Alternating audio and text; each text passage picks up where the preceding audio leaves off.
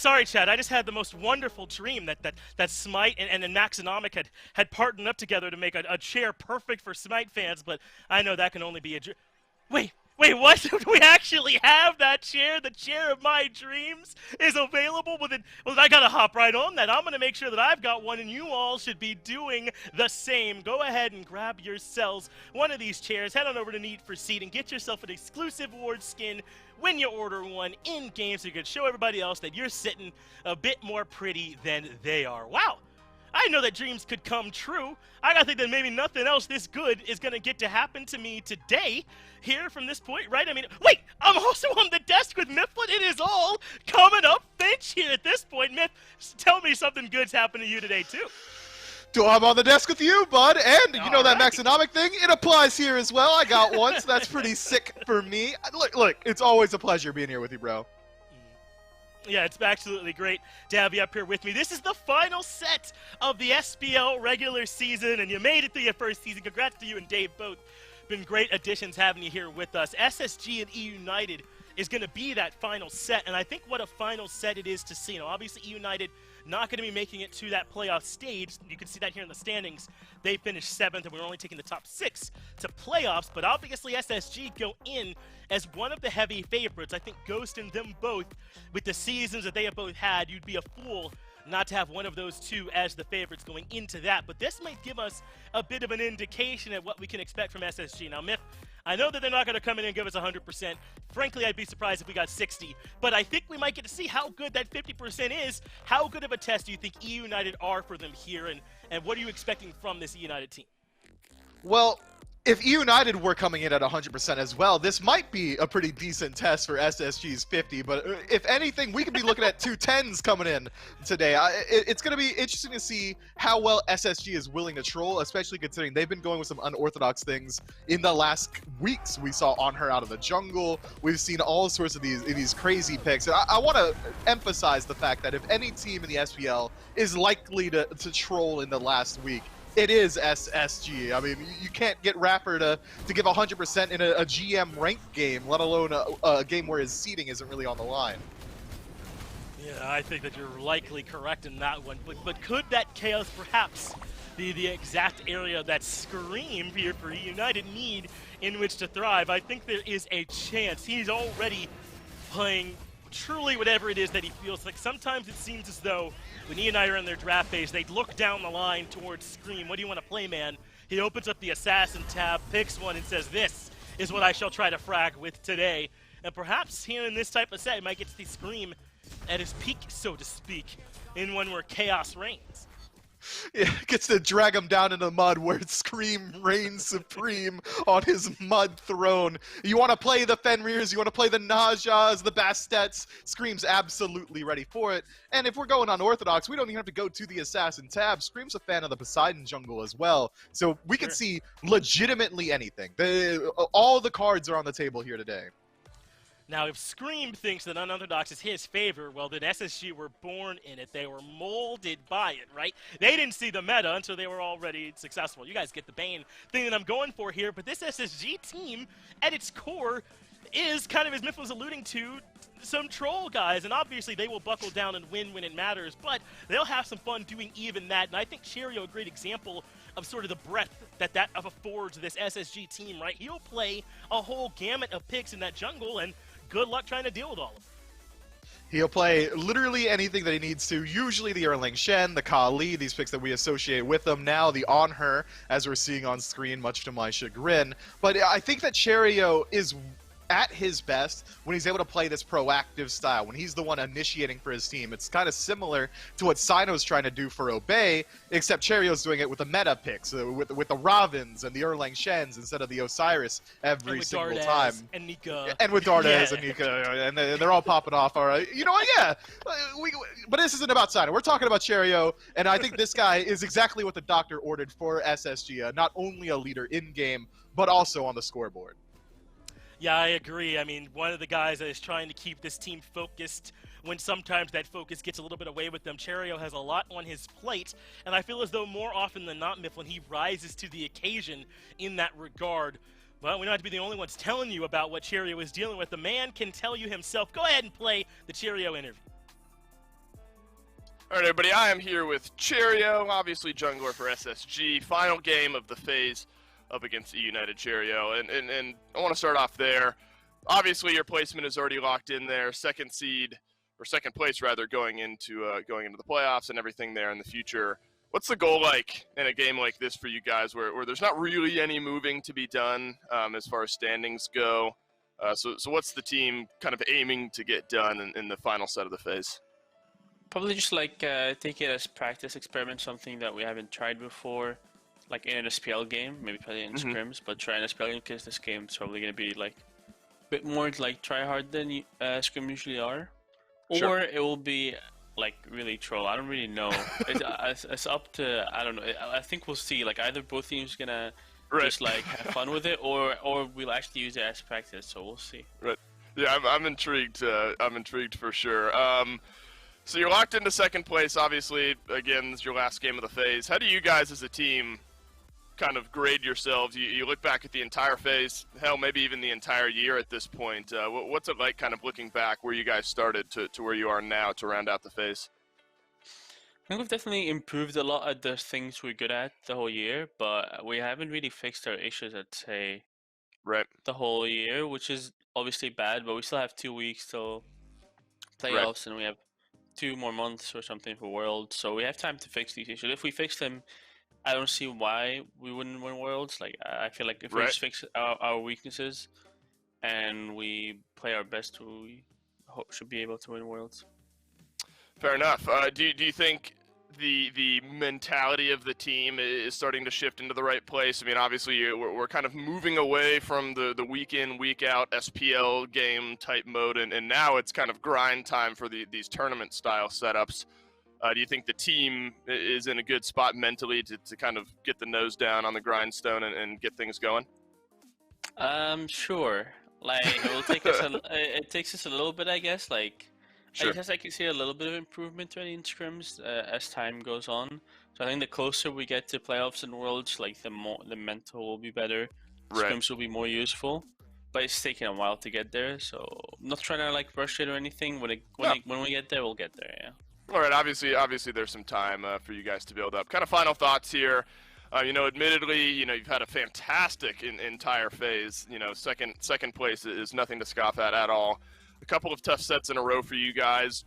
Troll or not, fun, whatever the set may end up being up against eUnited. How important do you think it is for you guys to end on a high note, end with a win, going into placements, playoffs, all that sort of fun stuff? I think a win is always good for morale, so we're still obviously going to try to win. But we're not going to like be upset or anything if we'll also be like, okay, if we learned something, it's fine. If we had fun, I guess that's fine. But ultimately, like, it doesn't really matter that much as long as like we don't care. As long as we don't care if we lose, like it doesn't matter. No, right. As long as there's something to take away from it, I think you guys are going to be in a good spot. Cheerio, best of luck against eUnited. Thanks for sitting down with me, and we'll talk soon. Thank you. Well, always good to hear from Cheerio and see what that guy's thinking. Sounds like, as long as he knows his team's mental is not on the line here, then the stakes likely could not be lower. And I think, Myth, that is a healthy way for SSG to look at this set, right? Make sure that the boys are going to be intact, getting ready for playoffs, and this set can go however you like.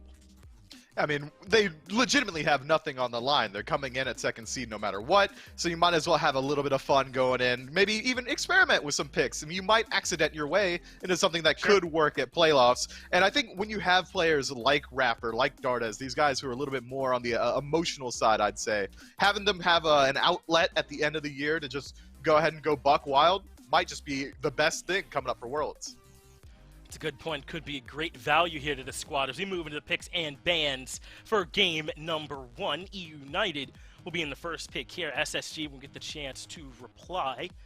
And it's kind of hard to know exactly what we might expect. I mean, last set, Myth, we got to kind of see maybe the Rom and Cupid struggle in the ADC role as the Scotties and Apollos popped off. We got to see some unusual support picks as well. The Naja made a bit of a resurgence. There's all kind of new stuff happening in this final weekend. I think that brings with it its own excitement, its own unique value, and that we get to see a lot of stuff that we don't normally get to see. I'm glad that you emphasize that and kind of frame the entirety of P3s around that, because it's hard to predict what they're going to ban right now. Right now, if we were going off the meta, you could think to yourself, well, Yamoja is likely going to get banned, or even the Cupid and the Rom, but so far we haven't quite seen those. If we're talking about unbridled aggression, which in my mind is the most fun way to play the game, I'm thinking a lot of warrior supports or even assassin supports might be on the table for both of these teams, and so far, it seems like bans kind of leaning that way. Yeah, SSG making sure there's no Persephone or Habois in this one. eUnited making sure there's no Morgan or King Arthur. So 3 Mage is already taken off the board, and specifically mid lane mages, though SSG's case banning the Habois can certainly function as a jungle ban as well. Now Tsukuyomi being taken off the table, so maybe not necessarily at all the things that we've been seeing lately. We've seen more set bans coming up lately when you start thinking about the flavor of the week, and certainly King Arthur's been in that mix there as well. But this leaves both of those premier hunters on the table. No Yamoja though, that gets bailed on the tail end, but we did see Amaterasu in that last set, Myth. I don't know how much of it you were able to see, but do you think we should still be having Amaterasu in this discussion for being banned in the first bans, or at least picked in those top picks?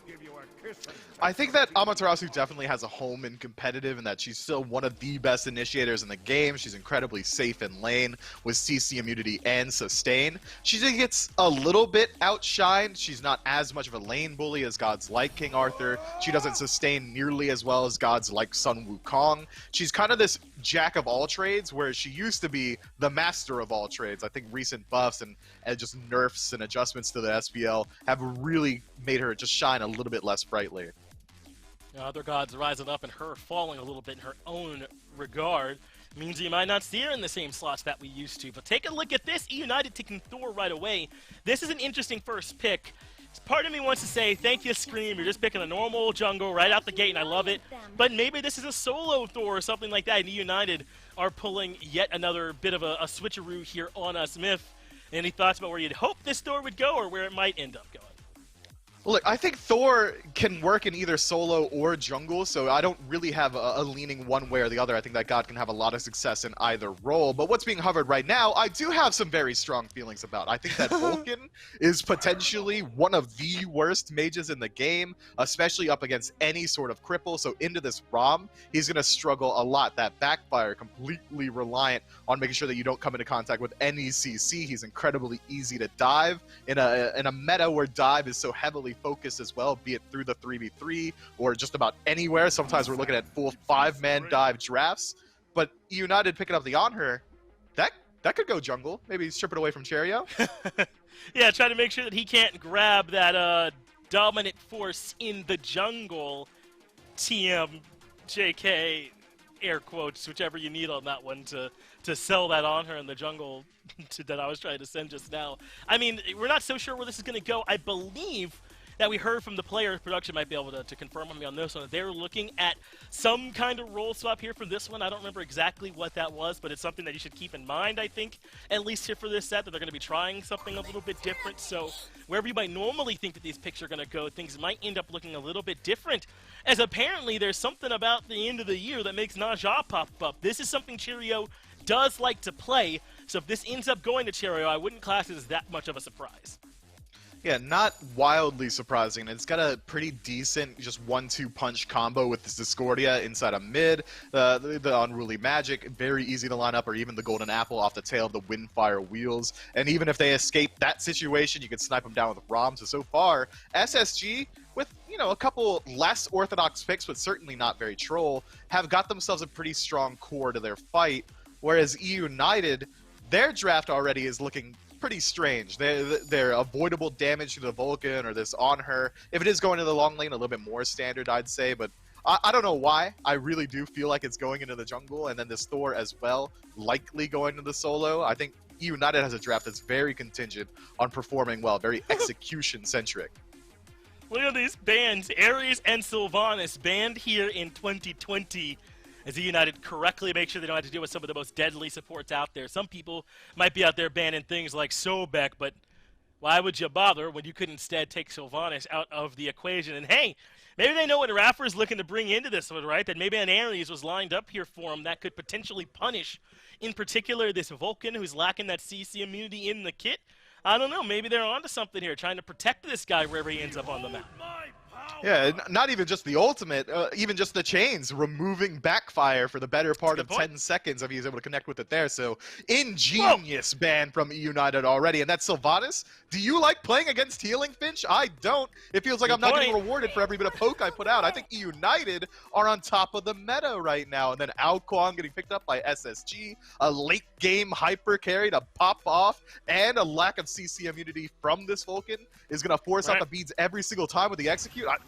Both of these teams are 5-head plays right now. They do seem to be 3 steps ahead of one another here at every single turn, Myth, and I think I find myself agreeing. This does make me change up, though, my thoughts about this Ne Zha. I know that's a Cheerio pick, but now with Ao Kwang, Discordia, and Rom showing up, that kind of forces, in my mind, this Ne Zha to the support role, and now this Guan Yu comes in, and perhaps that's what Nika will play, a chance to not play Ama, I suppose, and he will happily take it if it does eventually make its way down there to him. Myth, you don't have to tell me where everything's going, but what are the play styles of these 2 drafts here that you see? eUnited's playing a very pick-centric draft, where they're looking to catch out anyone rotating throughout the jungle, and then once it does turn into a 5-on-5 team fight, you're going to be completely relying on this Athena to line up the damage for the Vulcan and the on-her, whereas SSG's draft is a little bit kind of pick-leaning. It's you want Ao Kwang acting as a solo agent, and then the rest of the team fight's about Voltroning together and using your abilities to line up for everyone else, be it the cavalry charge to set up for the wind fire wheels, and then immediately in the Discordia combo with Rom finishing off from a range, or just anyone burning beads, and then Ao Kwang can rotate into the team fight and use the Dragon ultimate. Both teams have an interesting play style, and I'm incredibly thankful you didn't ask me to predict where they're going.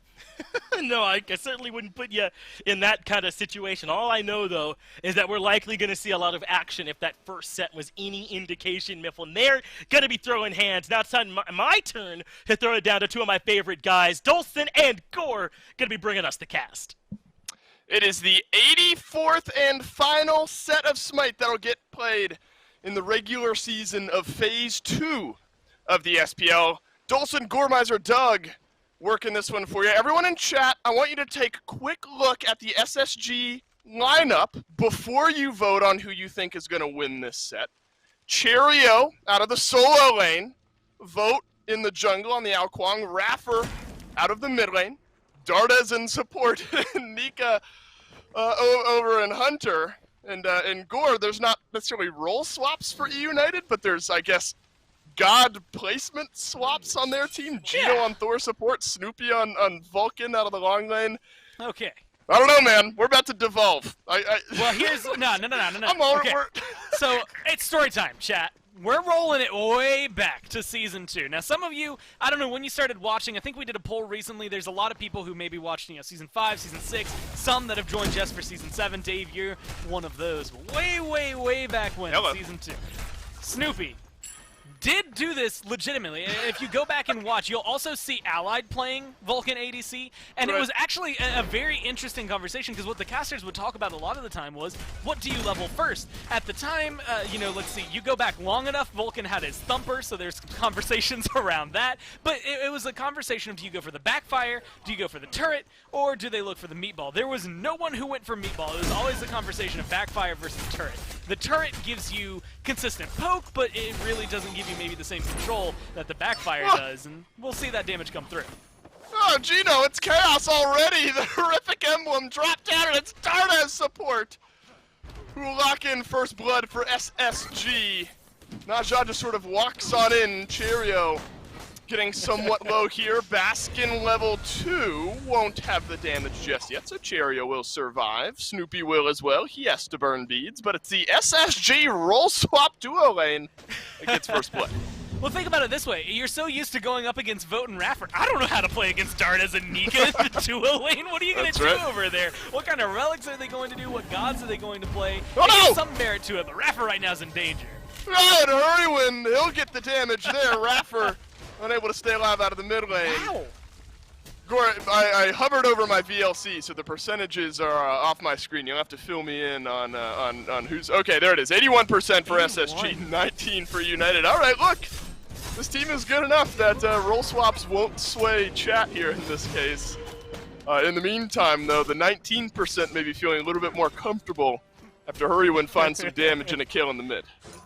get something back in their favor. I'm actually really excited to watch how this evolves for eUnited. I know. I think every individual pick they have at some point this year has showcased, or I should rephrase that because of the Vulcan, at some point in the history of SMITE has found success. We've seen Thor support where it has won. We've seen on her mid where it has won Athena solo. We've seen the Vamana in the jungle. And we've seen the Vulcan over there as a carry every single time that they've been able to come through. Sometimes they've been able to win, sometimes they've lost, and I think in Season 7, well, we can talk about Vulcan and where he's been, but mainly Baskin, this Athena, has gone over solo lane a lot of times, hasn't been able to find her win, hasn't been as favored as they want. And so maybe right now they aren't as favored, but again, taken quite a few years of SMITE, and they have some merits. But Discordia, I don't know, there's a lot of interesting things going on. My brain can't even latch onto one long enough, because every time I look at the screen, I'm like, yeah, but there's Raffer playing Discordia. I don't know how to factor that into things because it's just so wild and different. Well, Baskin is going to continue putting pressure in on Acherio. Somebody, you know, Auburn, you might be listening. I did a check-in with SSG, like early on in Phase 2. And you know, I kind of trolled with some questions towards the end of those videos. And I asked them, I said, all right, if you guys had to role swap, what do you think gives you the best chance at winning? Literally can't remember what they said, so I know that this doesn't help us out all that much. Raffer will not survive. Hurrywind hits enough damage there. Gino down to Nika as well. Long lane is lopsided for SSG, and mid lane seems to be going Hurrywind's way on her. Plenty of burst damage there. But we'll have to find that video and see where SSG said that they wanted to end up going in a role swap scenario. Because now I'm wondering, Gore, what roles, like, what do we think translates the best from one to another? Like, where do you think the least amount of mechanical and game knowledge fall off, like, comes here? I'm not sure, man. I mean, I think Raffer, Dardes, maybe. I mean, you rotate. I don't know. I'm trying to think of what role translates the best to a different. I think Nika probably has the best translation, right? Like you go over from solo lane where you're just beating, you know, well, I can't say the words my mind wanted me to say there. You're beating down your opponent very often, right? You're just fighting in a 1v1. That's what he's doing on the other side of the map now as Baskin under lockdown. And Baskin gets stunned. Yeah, Gore, we're all under lockdown. You had to remind me of that one. Vote man. With the ultimate under the tower. Baskin will end up falling. Out goes Cheerio.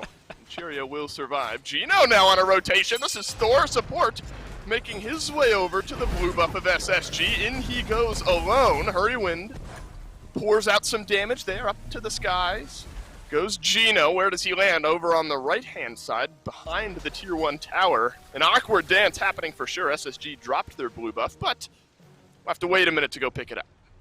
They're going to be happy, though. They can still grab it. And Cheerio, it's weird saying him over here, still going to be happy with the blue buff. The jump that I think is the most interesting on this team comp, though, you know, like, Nika, again, you go from a one-on-one. Like, now you're playing Hunters. Nika's been playing the game long enough. There have been metas where Hunters were over there in the solo lane. Mages have been over there in the solo lane. Like, you've played long enough that you've seen it all. In my games. I think Vote's jump is probably the biggest. It's got to be Vote or Raffer, right? Because you're going from this lane where you're focused on farm, you're buff, you're in a 1v1, and now you're farming the jungle. It's going to be different. Maybe more akin at this point because of the god pickups from eUnited.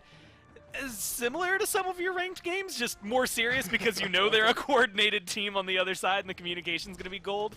And they're going to test that now. Gino, once again, getting locked down in the jungle. And SSG are lurking for some blood. Yeah, Vote wants to get involved here. He's already got a kill on the board, but wants a little bit more on this Ao Kwang. He'll have to walk away. I think Scream played Ao Kwang out of the jungle earlier on this year as well. So definitely weird seeing Vote there, but maybe not necessarily the pick in general. Hurrywind, he's feeling confident, but he eats the apple, and Raffer will turn around the damage. There's a kill for the support in the mid lane, but now Scream rotates on in. 7 kills in 6.5 minutes. I suppose that's what we should have expected in a lineup like this. Now, the Windfire wheels will connect, and the execute is there for Vote as well. SSG locking down eUnited a little bit more consistently. With a combo like that, good luck playing SMITE, right? Like, it's not going to come up often. It's only when the ults are available. But the lockdown that you're going to have between Dardes and Vote, if they can get you into that threshold every time, is going to be ridiculous. So you're just going to slam right back down. Cheerio dodges out the ultimate stun, but he might have enough damage to get the kill here. Baskin doing his best to stall that out, and he will, and Baskin adds another onto Cherio. Back and forth we go here. I'm waiting for this Vulcan to get involved. I know that's not Dude, the pop off. I know it. I know It's that, just right. gonna pop off. I know that's not like the MO of the long lane necessarily. You farm up for a while, rotate in later on, and do some damage, but I'm just itching, man. Literally everyone else in the game has done something. Poor Snoopy hasn't. I mean, he's ulted the wave more times than he has anyone else, but I'm waiting, Gore, with bated breath for this Vulcan to turn this game around and find some impact for United. Well, some of the problems that Vulcan really brings, it actually is his ult. Like, his ult, so let's say you're standing in it, which, by the way, it takes so long, you shouldn't be caught in it. But it does so much damage and is so good from the backline. In a rotation like this, if Snoopy had continued over and maybe there's enough lockdown from Gino and Scream, it could have easily been 2-3 kills, right? It does insane damage to the backline. The problem is the consistency of hitting it. If Snoopy in the middle of a team fight is able to get a good max range ult and actually find a kill with it, then that's insane to see. And granted, I'm going to give him the credit. I think he can do it because he's one of the purveyors of Snoopy over here as a carry. Or I'm sorry, as Vulcan over here as a carry. And I think he is someone that has the practice of it. Granted, it's been a few years since it's been anywhere near the Pro League, but he can make it look good. No, that's not how I want it. I didn't want him to get stunned and then ulted. I wanted Snoopy to do something. He'll crash down with half of his HP. The meatball will not connect. And there will be another kill here for SSG. Now Nika at 2-0-1. Unfortunate for Snoopy, the opposite of the involvement we were looking for. eUnited now going to continue to be pressured out. Vote another easy execute, this time on to Baskin. Scream working close by as well. This will be a 2 versus 1 fight, but Scream wants to stick around. He goes big here, dash out from Cherio. And Scream won't get anything there with his ult, but vote the Hunter in the jungle. He's on a killing spree here on this Ao Kuang. Man, that's just unfortunate. There's no other way to describe that one. Nika makes it, he jumps up into the sky, he channels his ult after Gino starts his, and is still able to get 2 shots off before Gino's in the air. There's no way to color that one other than a little, just tough and unfortunate for him. And that's good. Again, Nika is having the time of his life. He's 3-0-1, Vote's 3-0. Maybe they should make this a more permanent swap. It seems to be fitting him pretty well. Yep. Although I don't know how often you're going to run into a comp like this, so maybe they can hold off on it for now. I'm still like you. I'm just waiting with bated breath for Snoopy to have an insane moment where he's not going to get perpetually locked down by someone like Dardes over there. But he's a Vulcan. Yeah, that's a hard ask when you're Vulcan at any point. How do you not get locked down by this composition? They're built for picks. They're going to be able to make it back there consistently. If it's not Dardes, it's Vote. And if it's not Vote, it's going to be Cherio or maybe even Raffer at some points doing too much damage to you. It's just going to be intense, I think, for this carry to really pop off the way that, come on, let's be honest, everyone wants it to. Oh, Gino not wanting to be slowed down here despite a 2-level difference between himself and Dardes. Dardes uses the sash right on back in. Look at the follow-up, though, here from eUnited. Run away, Dardes! Run away! To taunt Snoopy! No, he doesn't hit it. Of course not. SSG just walk away, and Vote gets his 4th kill of the game. And now Space Station Gaming in on the chase. Close, but it's away now for Gino, so he'll stay alive. Scream all alone, except Baskin there for a little bit of support. Taunt on in. The Athena has something to say about it. There you go, Snoopy. Yeah, baby, from range. He hits it. Snipes down from Nika. And he'll be awaiting off to the side. Vote still has his ultimate, and he'll get another execute. Now it's 5 kills on the board for Vote. A double stun underneath the tier 1 tower. A double kill for Vote. A double kill for Baskin. Vote makes it a triple. He's got you. He's going to make it 4 here. The jungle full time. He could. He wants to go Snoopy in. sidestepping. Come on, the timer, Vote, the timer. No. Could have been the quad. I'll give it to him. Vote gets all 4. Snoopy goes down for the 2nd time this game. Now he is 8-0 on Ao Kuang out of the jungle.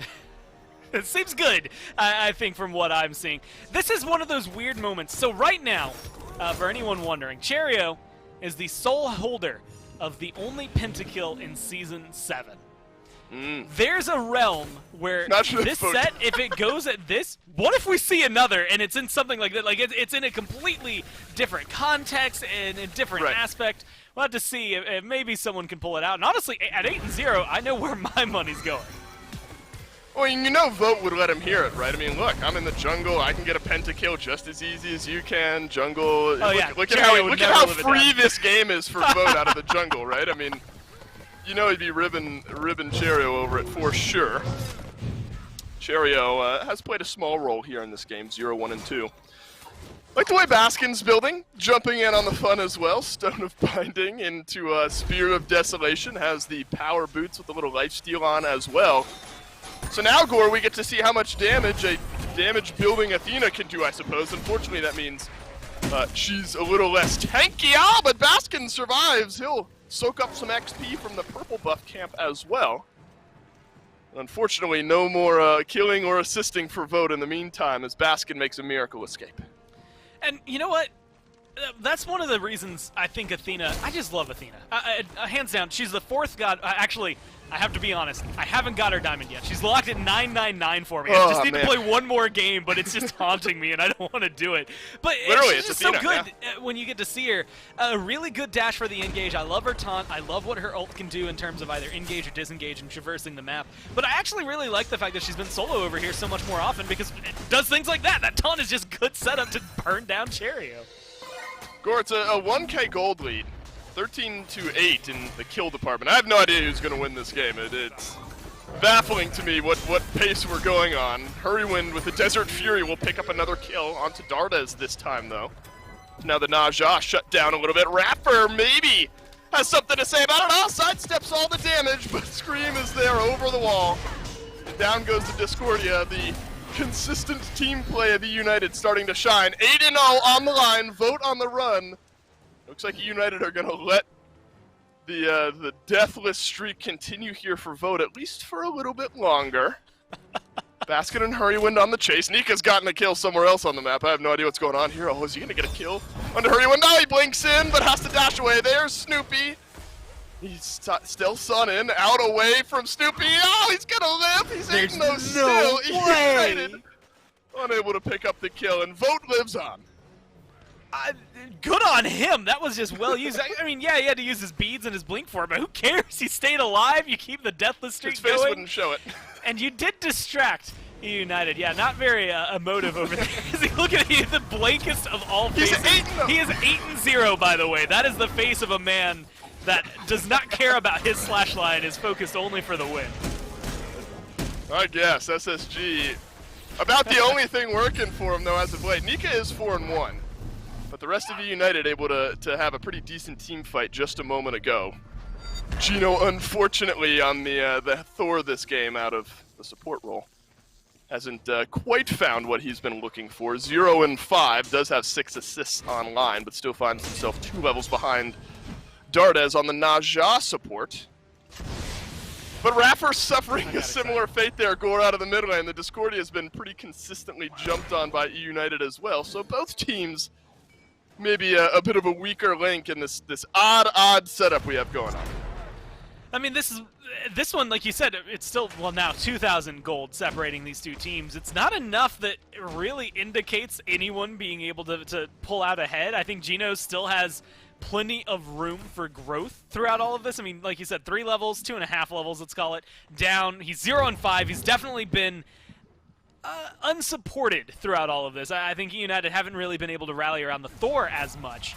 But the same thing can be said for Raffer. I mean, he's 1-5. He's not necessarily doing much better off. He's keeping up in terms of experience a little better. But realistically, you don't need that as much as the support. Once you get those items online, I would guess maybe only one more there for Gino before Dardes, Nika, and Cherio at least stop hitting as hard. The problem is that you don't necessarily have a lot of magical protection built up, and Vote's the one that's 8-0. The Ao Kuang is definitely where the pressure point is right now. And if Vote can make a transition like this and still look good doing it, then you have to be a little worried, I think, about where... Because I don't even know who to focus down. Raffer is going to have a lot of damage. He's a mage. He's definitely going to hit it whether or not you kill him a lot. The same thing could be said here for Vote. At 8-0, he's got plenty of gold to make things go his way. Maybe, finally, a big team fight. Basket, he does so much damage. Oh my god. Raffer stood no chance there. Down comes Gino. It's going to be a difficult one to call. There's just too much happening all over the place. In on the back line, Gino will have to escape from Dardes and Nika. Vote waiting to get involved, has 1 assist now. Triple stun from Gino. All right, man, he can play the Thor just as well as maybe anyone else. Baskin, a double taunt in, melting down some of the backline, but nobody from eUnited got the memo that Baskin was going to go back in. Now Cheerio has gotten one himself. Snoopy trying to run away on this poor Vulcan, but it's a double kill for Nika. He's on a killing spree, and SSG, they start to pull this gold lead a little bit further. You know, we haven't talked about it much, and now with 4 kills, they're going to go for Fire Giant, so we have a little bit of time here. I'm kind of curious as to what swapping roles like this does for your shot calling situation. Like right now, you're 18 to 11, right? But now you're in this period where you're gonna be grouped as 5. The only person not here is Dardez, and if Dardez isn't really big in the shot calling conversation, then realistically, SSG now in these fights are going to be playing still at the level SSG do, especially with the way they've been able to pick up kills. I mean, this is just looking good for them. And Dave, I don't know what's scary. Like, yeah, you can. I think there is a lot of merit, and you have to put the asterisks of all the picks eUnited have. But it's kind of frightening to think that SSG are already a commanding team that would make this a fast set when they are playing it regularly. But then you get them to roll swap, and they're still in the lead. Like, they're still controlling the game, even with some off-meta picks, some off-meta style, all of the roll swaps, all of that coming into it. They're just scary. They're just really good. There's just 5 great players of SMITE. I'll give like a little bit more benefit of the doubt even over to eUnited outside of just some potential pick swaps there. Baskin going almost full damage on the Athena. Yeah. Scream, something similar there out of the jungle. Gino on Thor is the only one who's building like somewhat tanky, a little bit more bruisery. So we'll give a little bit more leeway maybe over to eUnited. Unfortunately, not able to do that much damage over to Cheerio. Baskin will have to dash away. Scream himself is working down this tier 2 tower.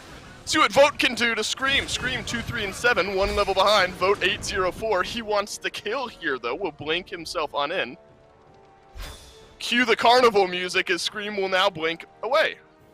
Vote trying to leap his way right back into range. These are tense moments here, folks, as Scream then will disengage just a little bit further. So that one, nothing's going to happen there.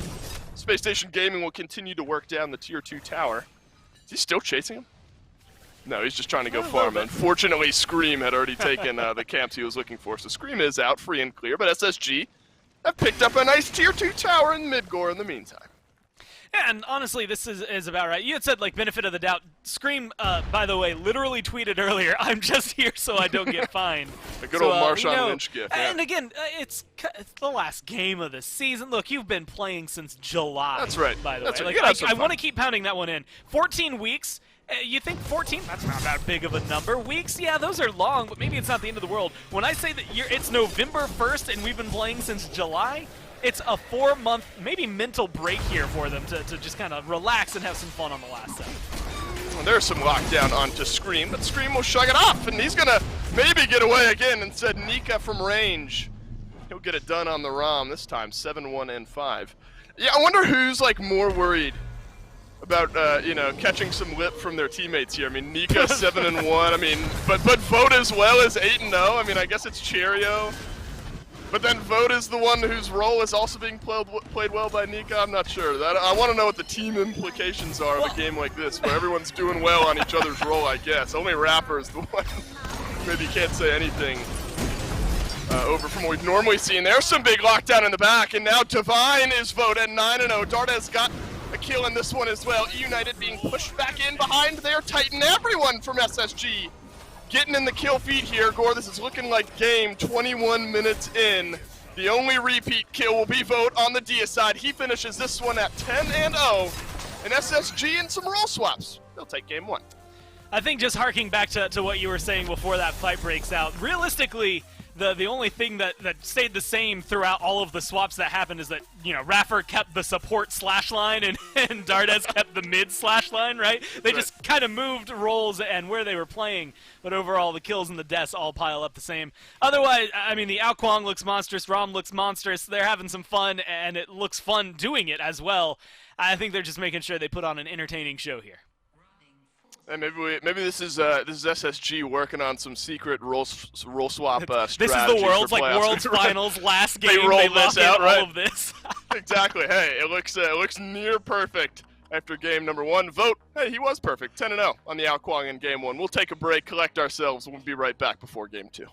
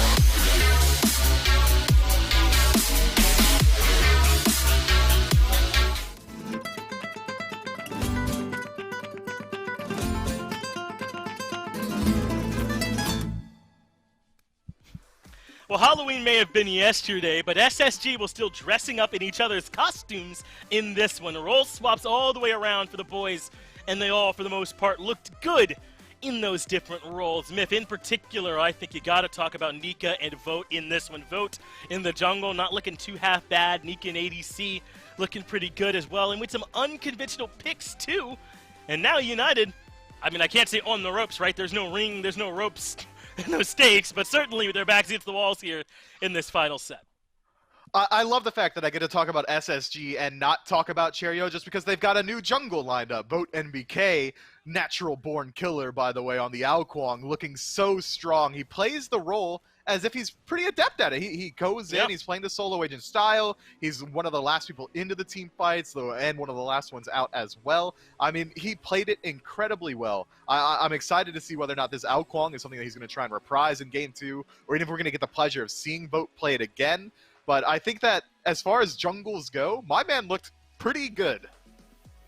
He sure did, and everyone kind of stuck with their normal style, too. Raffer kind of being the one who threw his life away most of the times here in the mid lane for him. No matter where he goes, Raffer happy to sacrifice for the squad and make sure that his boys' KDAs are looking good. Meanwhile, eUnited, not really with a role swap necessarily, but Gino takes the Thor into the support role, and Scream takes his Famon into the jungle. I think everything else, at least a little bit standard. Snoopy has the Vulcan, but that's an old-school Snoopy pick.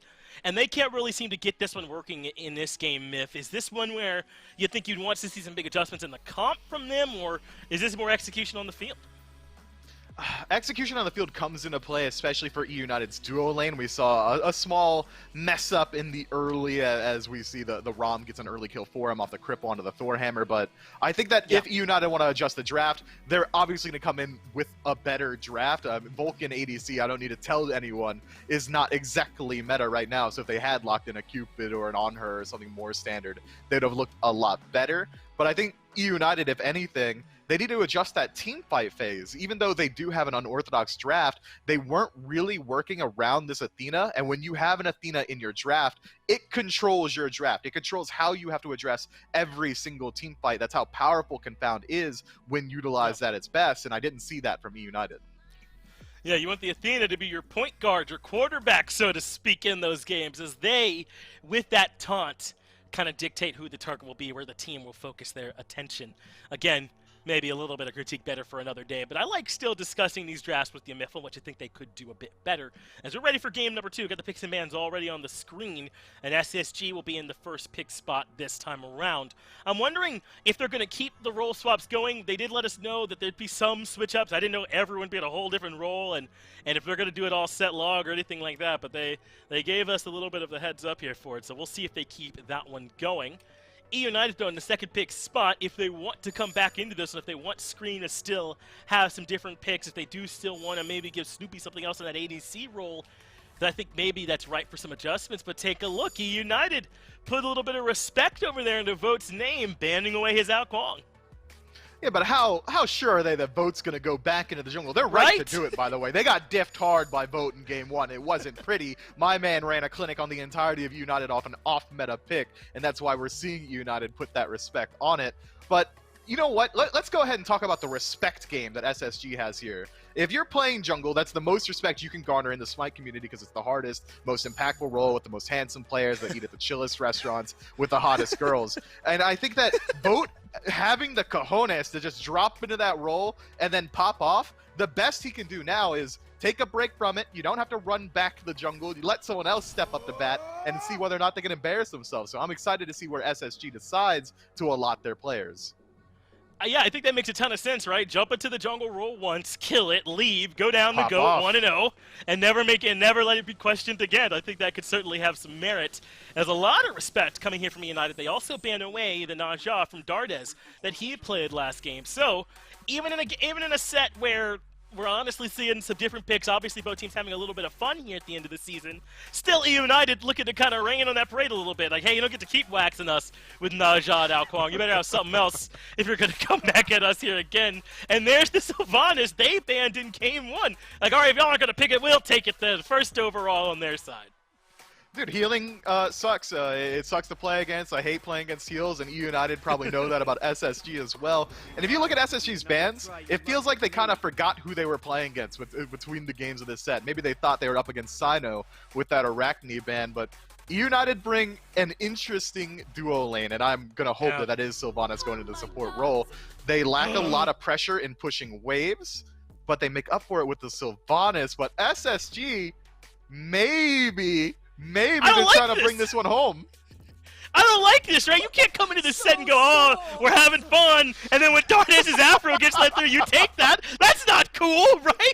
You made United think we were just joking around. I mean, maybe they give this Aphrodite to someone else, right, and it's not on Dardes, and then everything's back to having some fun. But if this goes in the middle lane with my man Dardes on it, you got to give United a heads up, I think, right, that you're going to try the next time around. Shoot a warning shot at least. Well, you know what? I got a hard read here, Fish. I got a soul read on SSG. It's Rapper taking the Afro into mid, and he's in comms right now saying, oh, you think it's hard playing Aphrodite mid? You can just heal on Undying Love. You got Bees and Aegis. Something along those lines. I think that's probably what it is. An excellent Rapper impression there from my bud. This is an old school start for eUnited, right? Hou-Yi and Sylvanas used to be an absolutely stacked duo lane when Sylvanas' autos hit the wave and he made up for Hou-Yi's sometimes lackluster clear. And then now you've got all this control in team fights with Wrath of Terra and the Sunbreaker ultimate. But I don't know if that's the case anymore as the Awilish comes through here too. Now, I'm not saying SSG don't have a whole lot of leaps and the eUnited don't have a whole lot of knockups, but I guess now I am saying that. I mean, I suppose the ultimate there for Sylvanas, Hou-Yi can do the knockup on the back of his mark and the 3 as well, but I don't know if this necessarily screamed a wheelish here to me. We'll see how Scream can make it work. Well, hold on. This Hades hover, maybe it's another hard read coming from Scream this time. But these are pro players. They're going to land the gravity surge off the Hou-Yi knockup 100% of the time.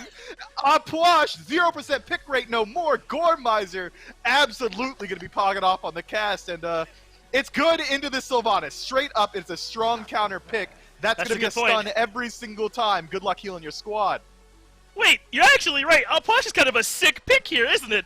Now that I'm looking at it, into the Chang'e and the Sylvanas, and now the kind of pressure goes onto those players to not heal when that third ability from Apuash is on, the members of eUnited, forgive me if I've let some of Apuash's ability names slip from my mind. I've taken more useful data in, like who the president was in 2000 and other stuff like that, stuff that you never would think you'd need. Like so I corpse think charge. SSG, yeah, I still need that. I mean, I think SSG had sneakily got just a good draft. If we could play this at playoffs, I think. They could, barring the Opwash, unless they're up against a draft like eUnited's right now. I like it. I like this look for SSG, and the set comes through. Wait, are we tryharding? We weren't allowed to tryhard in Game 2 after a Game 1 like that, right? But both teams bringing a little bit more of a serious draft. Maybe eUnited a little bit less so. Yeah. Yeah, I'm worried about all this healing now with Set, with some of that self-healing himself from the ultimate, and then obviously the Chang'e Sylvanas might be putting ourselves to a tough spot. We'll see how the Fleeting Breath, that's my guess for the 3. I don't necessarily remember as much anymore, but I think that might be it. Chad, give me a little bit of credit if I'm at least right on that one. An excellent draft from SSG, and eUnited trying to make some weird pick work. Score, if you're excited. I'm sure Dolson will give it to you soon. Well, for $1 million, it is indeed Fleeting Breath there, Finch. Gormizer, I will indeed hand it over to you first and foremost here. Ya man, Apuash, in what could be, unless eUnited turn things around, send us on to a Game 3, the final game of this phase in the SPL. Apuash will see his first play. And I'm going to put a pause on it, because the first thing that comes to my mind is that Raffer is messing with Dardez's 100% win rate on Aphrodite, and that has to be thrown out there. If they don't win this game, it's Raffer who has messed that and marked that down. But Cherio here is doing us all a favor. And I had this, if you follow me on Twitter, you've already seen this, but I was looking at it right now. Loki, he's been competitively banned after the rework, so he's not available to be played. He still hasn't been played this year, but he can maybe get picked up and playoffs when he is open again. Opwash, though, is in a different league. Loki hasn't been played since Season 3, so who cares about him, right? Like, no one's been picking him up competitively in the SPL. That's the caveat. A lot of people were tweeting at me, SCL players, and that doesn't count. It's SPL only here. Opwash has been played every single year since his release in the SPL until this year, and finally we might get to see him. And like they said on the desk, he's really good in this composition as long as he doesn't get farmed early on. Oh, vote on the Pele here nearly gets taken down by the eUnited 3v3 that is formed earlier than maybe SSG were expecting, so then answer back with 4 on their own red buff. Pluck on in from Dardez, though, says Rapper, I can set up some kills as well. Gino will eat the stun, and Rapper, with the tick damage, gets it done for first blood here in Game 2. Now I'm going to go ahead and take it. There's a lot of stuff. Cool, SSG play well. Back to Opwash. Fair enough, Good man. damage. But realistically, the things they were talking about on the desk, which is going to be anytime anyone on eUnited heals and that Fleeting Breath is on them, that 3 from Opwash, it's going to be able to find a stun. With Chang'e, with Huyi more than likely going lifesteal, although I don't know if it works there, but having the Sylvanas on your side and Set having a heal, that's a dangerous game to be playing against, and so I think there's some good chances for stuns here. There's a good return kill from eUnited.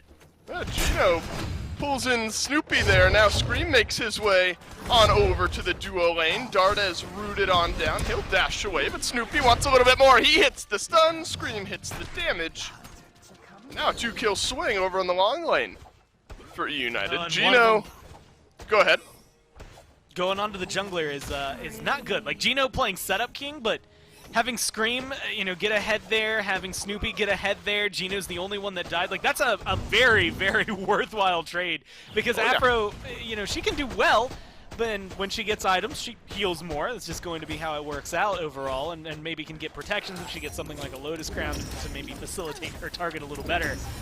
But for SSG, it's just not a good trade at the end of the day. I mean, even being able to pick up Gino 10 more times won't make that one worthwhile if Scream and Snoopy can continue finding pickups like that. Cheerio has stayed alive over in the short lane here with Baskin. He's taken about half of his HP and almost all of his mana, so the blue buff definitely for Opwash will be helpful here for Cheerio. Vote now being looked at by eUnited. Vote will stay alive this time. Vote attempting to keep his undying game from Game 1 online here in Game number 2. Now Cheerio is going to work his way right on back to solo, but everyone will have left. So unfortunately, no targets to watch this Opwash flex his muscles just yet. Man, Upwash, so early on, and depending on where you play him, like a lot of people's experience, at least for me, is when you play against Upwash in Arena or somewhere like that, right. and he just seems to do immense amounts of damage. In Conquest, he does struggle a little bit, and that's just because he really needs levels on both the Undead Surge, his first ability, and on the Corpse Explosion for his 2 to really maximize the damage he's going to do. And so late game, I'm looking at him as a monster, but he's going to take a little while to get there. Oh no, Snoopy over-aggressive in the duo lane. It's an easy rotation for Vote, but look at what Scream has done now. Poor Cherio. Upwash, whatever the opposite of flexing your muscles is what happens to Cherio there over in solo. He'll take a tumble for the first time now this game. Both junglers making their way all over the map to get things started here. And the downside is you know, like for Snoopy, you have to over-aggress. For Cherio in a trade like that, it's just, did you exist? Again, a lot of the reason, like, look Right. at Afro. She's got a lot of safety. She's got beads, she's got her, later she's going to have Aegis. That's 3 different forms of ways to make sure you don't kill me. Cherio has none of that, and he's getting locked down. That just seems unfair, right? I mean, Cherio dies, comes back to lane, Scream is still there, gets another kill. That's Opwash. I don't know how Opwash is from behind, admittedly, Gore. My data points on this pick are super low, but where eUnited had some trouble in game 1, might continue to have, or might turn things around here in game 2. Baskin is going to have a nice lead building up for himself in the solo lane. I am looking less at the early game control and maybe late game control for SSG. It seems weird because they're still in their role swaps. It's hard to take this as seriously as it could be, knowing that things are shifted where they are. But I think they still have a lot of merit if they can continue the team fights we saw last game and keep things on that pace. Whereas Vote, I think, is showcasing why they need to be still a little bit careful early on. Oh man, is it going to happen again to Cherio here? It sure will. And now Scream, who I don't think has left the solo lane in the last few minutes, grabs another one. That's a free kill. That is a free kill, why not? Could be more now. Scream eats a tower shot, Vote hanging around. This is Jungler versus Hunter, technically. Snoopy gets the better of Nika over in the duo lane. Now Gore may be a little bit more standard from what we expected game 1 to look like. Scream off to the races. Snoopy's got a couple kills as well, and you start to see level leads building up all over the map. So he had mentioned the fleeting breath, and this is why I'm waiting for the late game. Opwash, he's 0-3-0. Oh well, it's just not going well for him. But as this game goes on, I'm noticing a lot of healing, right? Chang'e, Sylvanas, there's going to be lifesteal that comes through, at least for Snoopy. Baskin as well having some heals in his ult. It doesn't mean, yeah, fleeting breath stuns, but also up to 60% anti-heal in the Empty the Crypts. Really good around Furies, Fire Giants, big team fights like that, as well as the anti-heal Sobek brings in. Darda is able to apply that. Eventually, I expect to see Raffer maybe get a Divine Ruin. It'll be a little interesting. Good pin, but maybe not the #1 item you think of when you think Aphrodite. There's a lot that could come through here and make a big difference against eUnited for the late game comp. Scream 4-0. Could make it 5, and he sure will, onto Dardes. Down he goes. Vote will have to surge on away from this fight. Cherio, now he's being looked at, looking a little nervous. No. Oh, he's pumping the wall. Gino hits him. Undead Surge won't save you this time. Gino getting in on the fun over in the solo lane. Gore, this is not the debut you had dreamed of for the Opwash, but it was what eUnited, I think, dreamed of. They are sitting on him over there. I wanted to solo see lane. him, Dave, but not like this. Anything but It's like just sad, this. right? I mean, You wanna look it's away, just right? 0-4-0. Like, if anything, you know, like with Scotty and Apollo, I can gloat because they have a 100% win rate, and maybe it's just because they're so niche. And again, maybe played in a couple of games that not everybody was taking it 100%. Although I will say, Barra, the Scotty Apollo, that was in a 6th place defining set that he was able to win with those. So that's I think a big deal. The Opwash, I want him to win just so we can say he has the 100% win rate. And I'm not saying that 0-4-0 is unwinnable. It just hurts my soul deep down inside seeing it. Whoa! Oh my, I didn't expect that much damage out of Snoopy. I don't think Vote did either. Dardas does have a bit of a smile on his face, but a hands on head there after that play. Now Scream. You know, I don't think you feel uncomfortable at this point. Scream is in the exact spot that Vote was in game number 1, and that's why he's doing stuff like this. Raffer has to use the Undying Glove, but Hurrywin from range grabs the kill. United. Gore, have we determined what the fastest set this phase or this season in the SPL was? Because we could be coming up on it here. At 4,500 gold, 8.5 minutes in. And it's going to get worse here after this Fury goes down. Now, I have the fastest game written down just because it was absolutely ridiculous that it happened at all this way. But, well, lo and behold, eUnited were involved. It was insane when it just thrashed them in 18 minutes. That was where we saw the 10-minute Fire Giant that eUnited were able to pick up. Didn't do much for him there. Although, I'll be honest, at 12-2, I wouldn't mind seeing this team go for something like a 10-minute Fire Giant. I mean, if you're going to play at this pace, go ahead and just keep it up and push it into the maximum for them, right? Make it as fast as possible because, let's be honest, I think everyone's hurt seeing Opwash. Maybe it's just me, but he's not doing too well. I don't even like the god that much. I'm just excited to see him, but unfortunately he's not doing well, so maybe we want to wheel him on out of here as fast as possible. Yeah, I don't know if we have the stat for the last time a game got F6, but we could be approaching on that territory here as well. It's another for Scream 7-0 on the Awilix here. A pretty decent draft for the Awilix as well. Hurrywin will have enough damage for Vote there in the mid lane. Seems like everyone can do whatever they want at this point. If you're eUnited. If you're eUnited, let me rephrase. Technically, SSG can do whatever they want. You just meet death. You meet death on the other end. eUnited can consequence-free do whatever they want here in this case. About 7,000 gold in the lead at 10 minutes. That might be some sort of record, too. This could be a record-setting game for all the wrong reasons for SSG here, Gore. I'm not sure what SSG can really even do at this point. Maybe sit under some towers and hope that eUnited decide not to end. Could be their first loss on Aphrodite. I mean, Raffer, like that's the one that really I think would hurt the record. Right, that rubs you the wrong way, right? Every single time, and imagine it in 2 weeks' time, we're watching SSG, they get the Aphrodite, we're talking about it, and it's like, well, they do have one loss on it, but it was when Raffer played it. Like, that's just too many words. Go ahead and win with it so we don't have to worry about qualifying it in a couple of weeks. Unfortunately, when you're down 13 kills and about to be down a Fire Giant, unless they can all teleport to the right side of the map and get a 6 steal, eUnited, they're just driving this game. And honestly, they're competing pretty well with that 17-minute, 59-second game that they lost in Phase 1. The old 11-minute Fire Giant. There it is. What? He's on the board. He's on the board. Cheerio gets one, nearly a second. But Hurrywin killing spree for him. Gino actually nearly made a double for Cheerio. You admire the attempt, Gore, but it's a Fire Giant for 3. Actually, another ended up going down there on the back end. Baskin did end up dying. So it's only a 3-man FG. Pyromancer, though, I think soloed by Snoopy there. Showing exactly where he's at. The old rage immediately after the boots now coming out for this Hou-Yi. The man is trying to end this game ASAP. Get back. Now forced out the Undying Glove as well. Vote under the Tier 1 tower. The last thing you need to be doing is giving eUnited an extra man, and that's what a Tier 1 tower is at this moment. What is the... Alright. Supreme analytical time here. Is just grouping up as 5 strong and walking down mid lane the fastest way to end this game for eUnited? Is that the quickest way to get this done? Honestly, it looks like it. They have minions pushed up against them over there on left, so it would take them a while to get that. They have minions on right, and honestly, they could probably knock that down. But knowing that they have all that pressure in mid now, Phoenix exposed, it's definitely, at this point, the one that's going to be the fastest. And they still have 2.5 minutes on the Fire Giant to make some things happen. It looks like it's just going to be another Cheerio kill, but then there's a tower in it afterward.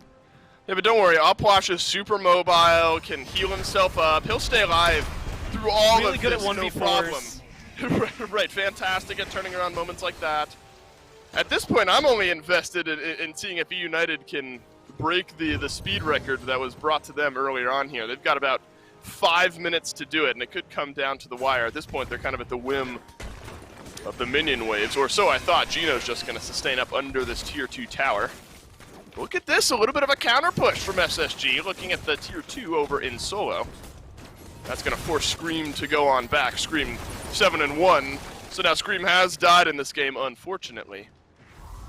I think that was the kill that Cheerio ended up getting. So I suppose if there's one for Cheerio to get, it's the 7-0 Awilix to give you a little bit of goal.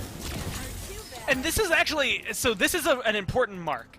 There is now a win condition for SSG. One really good fight. Granted, we're still 13 minutes in, so it's a long cooldown timer, but or a short respawn timers is what I should say there. There is a Phoenix over there exposed on left. I think this comp gets better with time. I think in like 5 minutes, if we make it there, they can start winning some fights and maybe turn things around. And here's the good news, Dave.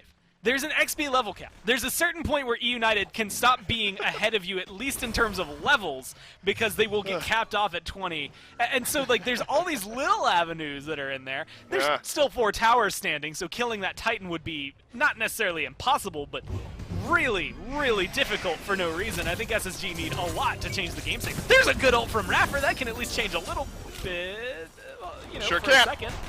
Yeah, just for a moment. Yeah, just for a moment, keeps Vote alive. Look. We're at 3.5 minutes till I don't know, cut off. It's on speed record here.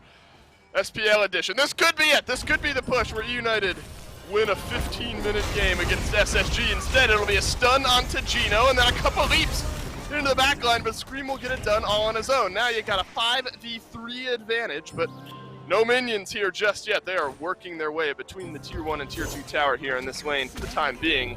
The minions could be the thing that dooms us here as far as ending this game. Sub 18 minutes. Name one thing better at turtling than an Aphrodite op flash. That's just going to be difficult to siege into at any point. They're doing it right now. I mean, Raffer's almost dead. Yeah, let's go. Raffer, he doesn't have his ultimate, so he won't stay alive. Baskin has one. Cheerio sends out his ultimate. It actually keeps eUnited at bay a little bit longer. Nika on the board. A double kill for Nika. A little bit further beyond the Phoenix, maybe. United do get the Phoenix. Now there's a stun down. Hurry Wind on a rampage now. A quiet rampage he's had here this game. Dardes, yeah, Gore does hit the pluck, but not sure you want to pluck anyone from United into your team here at this moment. And unfortunately, with a defense like that, the odds of an 18-minute win may be starting to escape. I don't know. They've got minions over there. I think because of the defense, like you said, it slows it down. There's still that window of opportunity. Look, they're coming back 10 seconds until Basket comes through, right? This is the hard part. Normally, and this is something we get conditioned to because of the way SMITE is, we're 30 minutes in 90% of the games that we're watching, and the map is in this state, right? Yeah, right. I mean, we are, or at worst, maybe we're 22 minutes in, 20 minutes in. There's another 4 minutes on the clock before we really feel this. And so respawn timers really do play into that, and your intuition for how long it'll take for the team to get back comes into that. Baskin's back, and he's able to be full force. They're probably going to go for a Fire Giant. They have just over a minute, now a minute and a half at this second, to make sure that things change and try to break down the own record against them. And I'm kind of curious, like at that point, look, if I'm going to be a record breaker, Dave, speedrunning it is definitely the one I would rather have. I'd rather be the fastest win. But I would say going for a 78-minute win and taking the crown of longest SPL game ever, that could be another route. The United are going to take the FG here. Here's maybe your fight. 17 minutes in. You got 1 minute to do it, eUnited. You've got Fire Giant on 5. 2 members down from SSG. Snoopy gets stunned. Raffer likely to fall here on the back end as well. Get back will just delay the inevitable. It's going to be an undying love, but Baskin doesn't much care about the Phoenix that's in his way. And now it's a 5 versus 2. You got 40 seconds. Come on, eUnited. Let's get it done here. Let's not worry about the right side Phoenix. There we go, rounding our way over to the mid lane. 30 seconds to go. Down goes Vote. Come on, you gotta do it quick enough. Everyone's got the FG. 25 seconds to go. eUnited in a race against the clock, trying to outdo Sanguine earlier on. 20 seconds.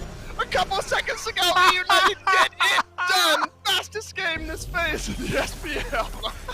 17 seconds. Not just the fastest game this phase, that's the fastest game this phase by almost a minute. That is the fastest game this year by 17 seconds. So, I guess at the end of the day, they get that one, right? I mean, you know, you're coming into this, I think there's a lot of asterisks we maybe throw on the in there, but at the end of the day, all you see is the timer, and that's all that matters. Yeah, Sanguine Their quickest legit game of the phase out the window. eUnited, yeah, baby, we get it done here in game 2. You want more of this? You're excited. Game 3 right after this break.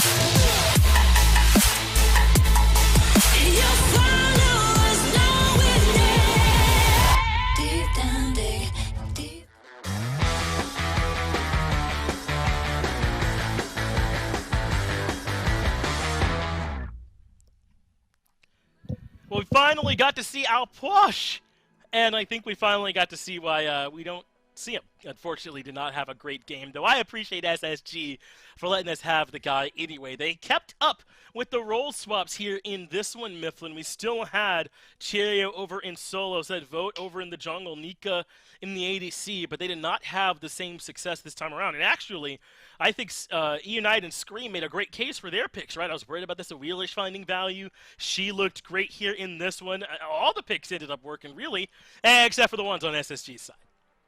Yeah, SSG's struggling a little bit. I mean, if you take even a microscope out and try and evaluate this SSG draft a little bit more, Rapper playing Dardez's best pick inside of that Aphrodite, Dardez doing the exact same, locking in Rapper, Sobek, both of them dropping some fat intos. I think that maybe that trolling may have gone just ever too slightly too far. But we're going to talk about the winners, the big dubs. Scream and Hurrywin, for my money, are the standouts there, dealing tons of damage, controlling the front line as squishies.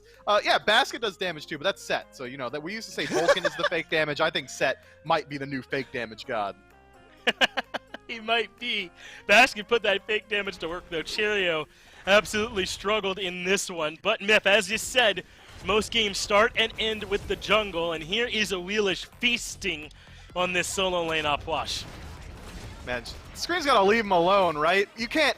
We said that you can't come in with a try-hard pick ban after a game one like that. Scream came in, sweatband tied firmly across his forehead. He took the weights off his ankles. My dude was snorting G Fuel and had the gamer grip on lock, and it showed in game 2. He's like, oh, you guys are going to have some fun to pick on Posh, huh? Well, guess who eats up Posh? A Wheelish.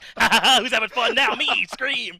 That's exactly what they did in game number 2 there, Miff. Unfortunate for Asher SSG, but a big win there for eUnited. Let's see if they can do it again as they move into the picks and bans for game number 3, the final game of the SPL regular season. Of course, on our last day, we are gifted with 6 full games. Hard to ask for much more than this. Let's get right into that action then, shall we? The Wheelish banned by SSG after it was eUnited who had to respect ban the Alquang last time, and looks like they will keep that up here, Mifflin. Not gonna let you just farm us with this Wheelish again. I just want to hear the Scream impersonation again. Finch, that was spot on, my dude. It sounded just like him. I thought I was in his stream or something. And Ben's, you know what? They're looking a little bit more standard, or as standard as they could be for this set. Ao Kwang, as you already highlighted, getting respect banned out. eUnited going immediately back to the Sylvanas. If it worked out, it certainly did. Might as well go back to it. But I like SSG making some small pivots here. A Willish and set kind of put out a ton of damage, kind of controlled the game. Might as well address that one immediately. But SSG, I think, is a team that's spiteful, right? When I think of SSG and them going down in game 2, I wouldn't be surprised if we see Dardes lock in a mid lane, or a Rapper go to his Sobek, or they all go back to their roles and try their absolute brains out. So I'll be very excited to see again where SSG decides to put their players. I am going to assume for now, though, that they're going to stick with the same arrangements as they did in Game 2, which would mean that this Jingwei is for Nika, and then this Naja would be for Dardes, who played it back in Game 1 in that support role. And remember, Dardes, no stranger to support, played it for a long time back once ago before he made that switch over to mid, so almost doesn't even feel like he's off-rolling if he drops back to that pick. But look at the response from eUnited. Morgan into Tsukuyomi. And now this Morgan makes the game a lot scarier for everything SSG picks up. You got to think, do you really want to give that over to this Morgan? Or potentially, depending on what eUnited's pick, do you want them to have 2 of something? You want them to have 2 Tsukuyomis? Certainly going to be scary. So SSG got to find a way to deal with this pick from the middle lane and trying to find a way to lock in what Hurwin might do. I think you kind of hit the nail on the head already. 2 Tsukuyomis is pretty scary. That piercing moonlight from a range. If 2 of them are hitting with you, it doesn't matter if you survive the ultimates themselves. Now you've got 2 Tsukuyomis on top of you with a Kusari Gamma or double Caltrops inside the jungle, making it so hard to maneuver around up against a Thoth in particular. If Evade and Punish is ever used in eyesight of either the Morrigan or Tsukuyomi proper, you better believe that piercing moonlight's going to get used on them. So I think that's a very interesting matchup. Even in a Jingwei, one of the safest hunters in the game, you go into the airstrike ultimate, well, Tsukuyomi's ultimate still hits you while you're outside the playfield, so truthfully, nowhere is safe. Well, I thought Apuash was banned, and yet here we are hovering Apuash here for the 4th pick, so we'll get to see what exactly is going to happen with the Osiris in the solo lane. Who knows, in the jungle, where this pick could potentially end up. They didn't play Osiris earlier on today. I don't think they played this Guan Yu that was banned out here correctly by eUnited, so we'll see exactly where this pick ends up. The response, though, is the Wukong on the other side here, Myth, and already some of these picks are edging towards just normal, aren't they? I mean, SSG maybe going a little bit out of the box with this Naja, maybe a little bit out of pocket from eUnited with the Sylvanas, but everything else, you could easily see all these picks in a standard SPL game.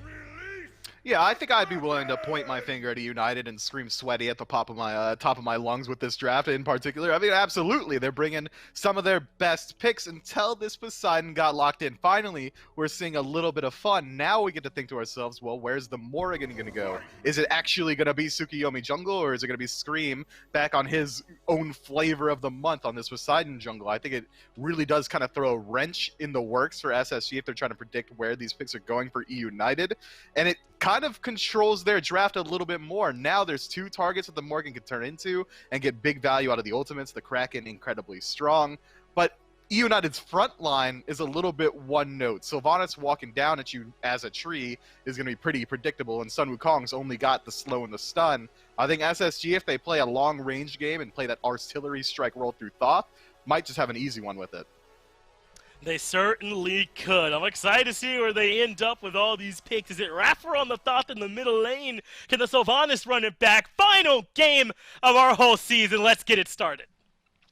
What a run we have had. It is indeed the final game of the regular season of Season 7 of the SPL. Dolson, Gormizer, and Doug will round things out, at least on the cast, and then right back to Finch and Myth to take us home on the desk. Rapper will be playing the Thoth out of the mid lane. Gore, Hurrywind over on this Morrigan, so that should be an interesting matchup.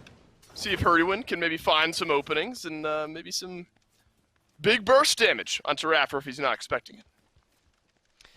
Well, the thing that catches me out is the thing we're hovering over now. The Benny Q special coming down from Snoopy. I mean, it's something that you get to see down there in the Challenger Circuit, or I guess at this point, literally anytime if you've watched Smite for years now, you'll notice that Benny Q loves some odd things over here in the duo lane. And so I'll give him some credit as to this Tsukuyomi. At least the first place I remember seeing it so far over here. First time I remember seeing it in the duo lane, I should say, was because of Vinny Q. And so we'll see if Snoopy can make it work out for him. Sylvanas worked out pretty well. Scream's playing the Wukong in the jungle, which I believe we have seen from him this year.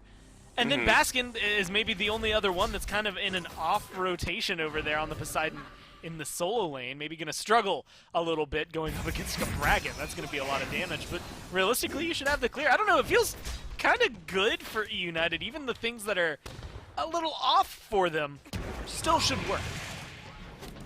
Well, Gore, I was trying to put Ramsey down for a nap, so I took a step away and missed Baskin locking in Poseidon into the solo lane. What is going on here? It's been SSG that threw the Apwash at us out of the solo in game 2. Now Baskin on Poseidon here in game 3, and there's actually a small look at a mechanic that actually might be in Baskin's favor there in that lane, the ability to cancel out some of the tremors from Sino, or Sino, Cherio. Yeah, the main clear Cherio's going to have there, or maybe the easiest clear from the Tremors, isn't going to work, right? He's going to have to wait, because his 2 is just too small, I think, unless you stand in the perfect spot to be able to grab all of the minions, and honestly, even then, I don't think you can. It's been a while since I've personally looked at a Kabrakan targeter. I don't typically pick him up when I'm playing support. And his stun is a single target damage. You're not using that to try and clear it out. So as long as Baskin keeps that going in his favor, whether it's the knockback that he's going to have from his 1, or just straight up dropping a Whirlpool on Cherio in the middle of a Tremors, he's going to win this trade, and odds are he'll still be able to clear the minions afterward. So Baskin should have the solo lane matchup, unless some ganks start coming out over here. Vote starts hanging around on this side, then you've got Fat Loki, which is the skin I believe we even have run by Cherio, and just straight up stuns and lockdown that Vote will be bringing. I think really good combo potential between the two of them. It's got to count for like half a play this phase for Loki, right? Like the Fat Loki skin. I mean, you know, for your stat sheet, you know, Loki won't be there, but maybe half a play since Cherio is running the skin here. All right, we'll give him. We'll throw one half a game his way. You know, out of the jungle, the swaps we've seen, you know, I might have expected to still see Osiris in the jungle and Naja in support, but I suppose I shouldn't be surprised that it's actually Osiris over in support. I'll hold that thought for a second as Scream has made his way over to this blue buff, but it's already been taken, so he'll have to walk away. Don't know how Osiris support works there, Gore. I know we've talked a little bit about how Sylvanas and Tsukuyomi can pair up together for some early pressure and a little bit of poke damage, but you know, I don't know how much pressure is going to be getting returned in onto him, admittedly. Well, in the early days of Renegades this year, I'm pretty sure Jake ran Osiris support. Like, I think this is a thing, like, as, you know, outlandish and off-kilter as it might seem here for SSG, it's not actually new, because we've seen it at least once this year, maybe in Phase 1. It might have been, no, it had to be Phase 1. It was definitely early Jake that would have locked that in, not Phase 2 Jake, the new, you know, tested metal that came through after Phase 1. And so it's something that does work. I think I even remember maybe casting that game, or at least talking about it in Picks and Bans, one of the two. He's pretty solid, honestly. Like, he brings a lot of slows that can set up your team, maybe not as consistent stuns as you would like, but he's pretty decent at locking people down and at least causing trouble in that regard. Oh, Cherio watched his own ultimate fail. Actually gets a double stun. Oh, wow. The sidestep on the range too. I'm writing Cherio off. I'm thinking he's dead for sure. It probably should have been, but he'll stay alive. He had one of those moments you drop the ult, it gets nobody, and you just kind of stand there and stare at it. But little did he know, Scream was lurking around the corner. But Cherio able to survive. Gets the push and then the pull from Gino. He's gonna live again. Okay. No. Gino ticks him down for the last little bit. And finally, Cherio will go down. It took him a little while to get it done, though, and you had to have a full rotation Call in the support, from Baskin. Yep. But now Dardez is over here, Vote's hanging out over here. I mean, I don't know if they're going to be aggressive enough, especially if Gino can keep getting pulls like that. That's the downside. This Sylvanas, he's just setting it up. He's making it easy.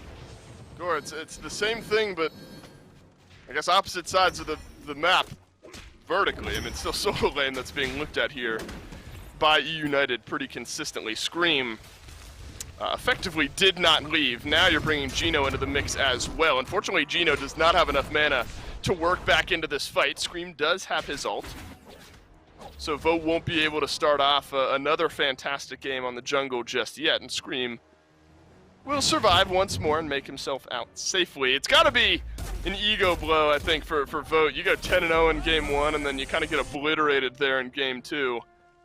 Maybe jungle wasn't quite as easy as he had figured. It's definitely, well, I guess like easy hard, right? The first game, he drifts through it and showcases that you can get a lead and snowball it, and jungle diff can make a difference. Then Scream just does what Scream does best in game 2.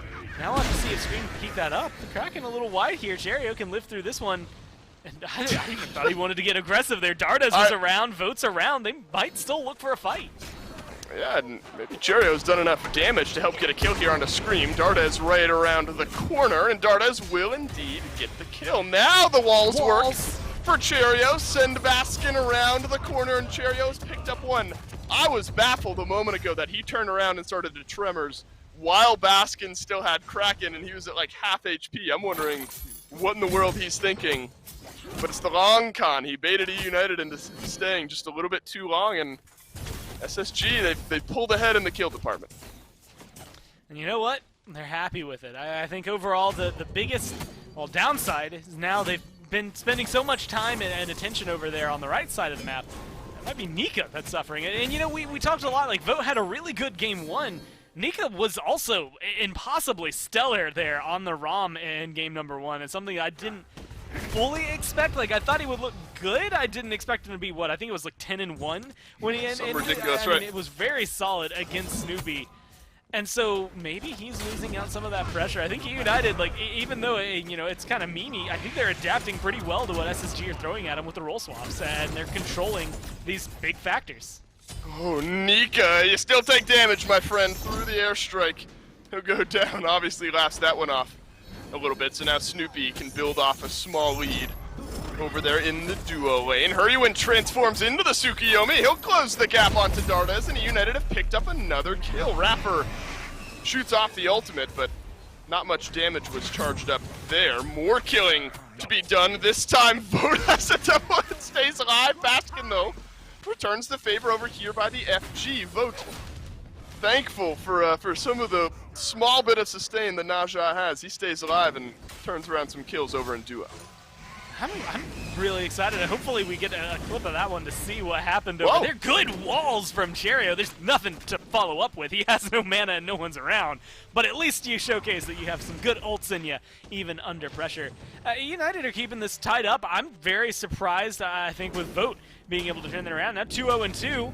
Maybe we're back onto easy coasting street for Vote in the jungle. I don't think it's going to be that easy, but he does have the lineup to maybe make Raffer look really solid here in mid, as well as give Nika maybe an opening chance if he starts to focus over on this left-hand side and shut down Snoopy. Okay, boy, Baskin has a 1-level lead over in solo as well. It's really the 2-level differential, Gore, that you're pointing out for Vote. That's kind of the only saving grace for SSG right now. A lot of weight on Vote's shoulders after game 1 to perform again here in game 3. Naja has some okay targets, I suppose, depending on which point in the map you want to start to look towards. Maybe not surprising, Gore, that we've started to see, with that being said, a little extra pressure over in the solo lane these last couple of games. I guess we're seeing an Opwash and now Poseidon. Normally not an easy lane to gank due to some tankiness and maybe even some disengage, but these mages a little bit easier to get in on top. Oh, see, that's the fun part. Like, Bracken should theoretically still be hard to gank just because he has that guardian nature, which I guess is why he's been able to walk out of some of these a little bit more often. But Poseidon, like you said, a pretty easy silver platter. Wukong, especially with this build right now, isn't going to be as tanky as you would imagine, so maybe an easier target for SSG. And if they can lock down Gino, then that'd be big. But unfortunately, I don't know. I'm leaning towards Hurrywin on this one.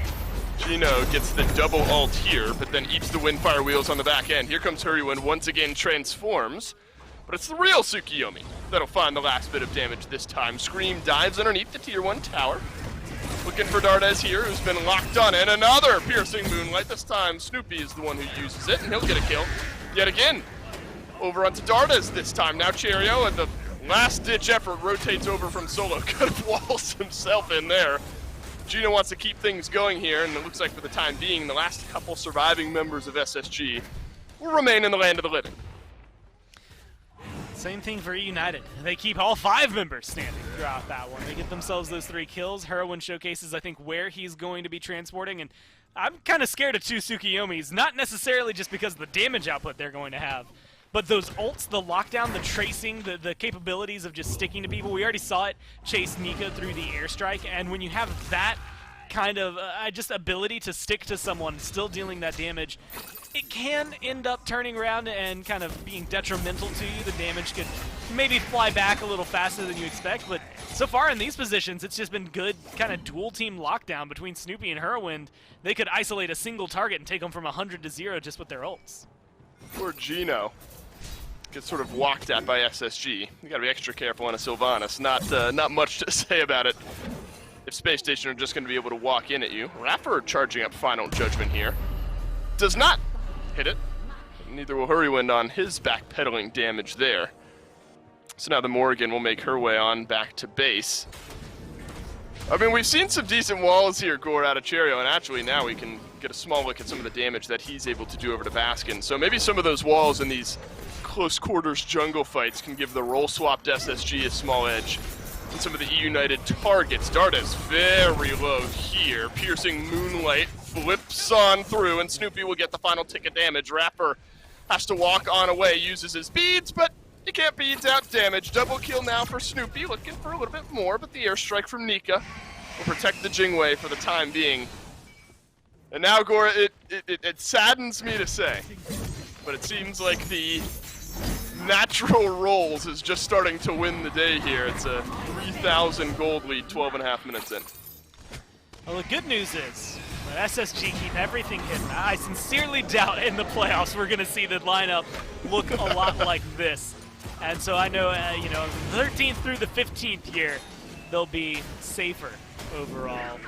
Although I'm still, you know, we're going to be having the format announced a little bit later this week on Twitter. I'm excited to see what that will have for them. Maybe there's a gauntlet for SSG to have to go through. Because right now, well, let's just be honest. I don't know if they are fully locked in for this one. They still have some competitive faces. I think Raffer has the most serious face. I don't know how serious he's taking it, but he looks so locked in on this thought. Whoa! And hey, he's getting a kill, so you got to give him some credit.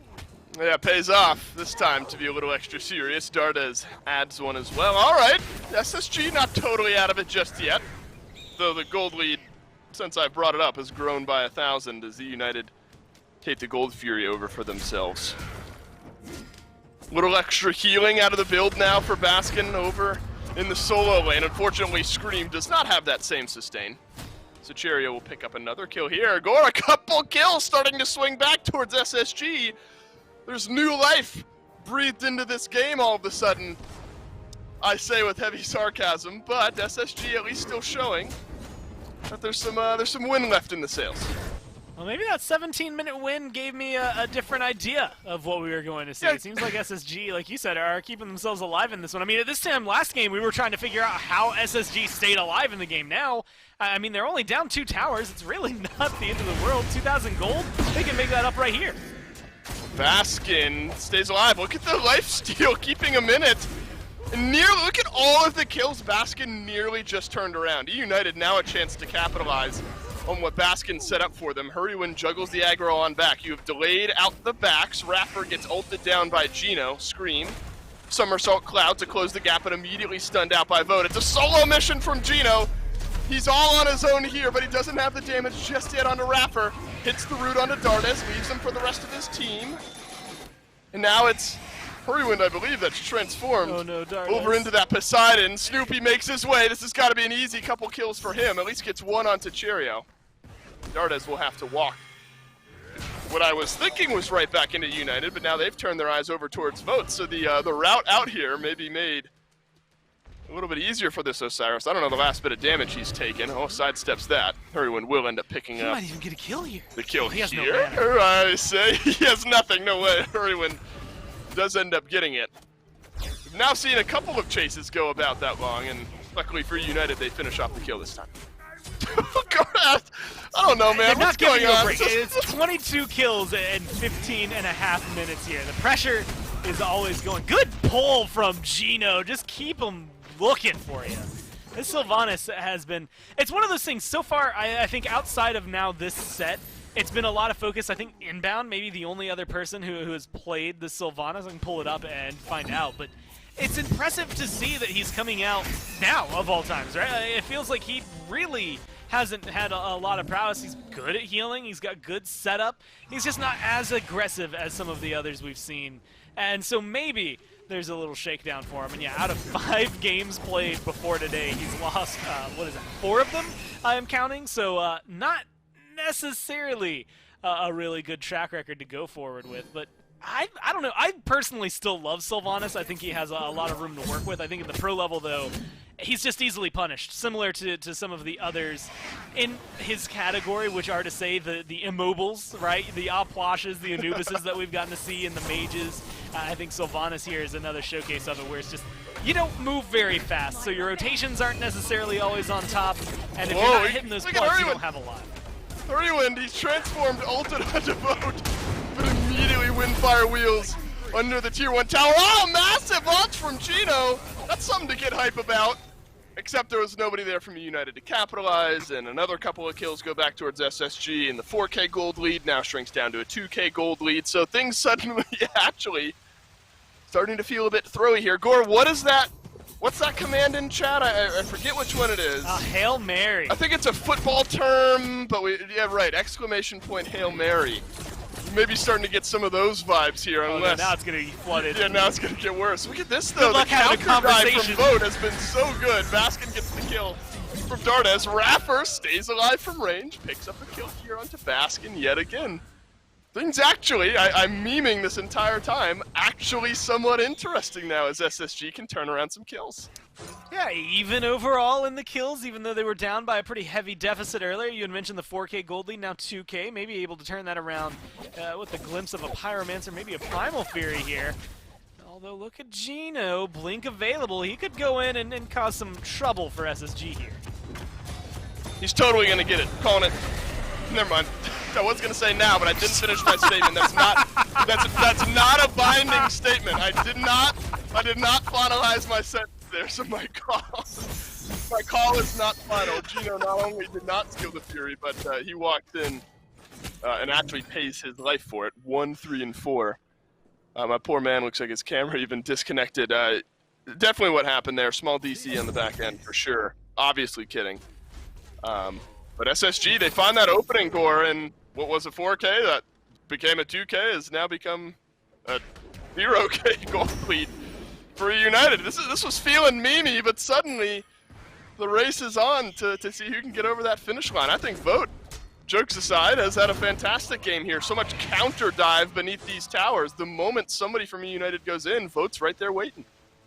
And since I had mentioned that tower line, I want to say advantage for eUnited was only 2, but I had kind of highlighted as not being too much. Well, it's now dwindled to 1. I guess it's something for SSG, right? The pressure on the map may be disappearing. And you had mentioned it, Gino.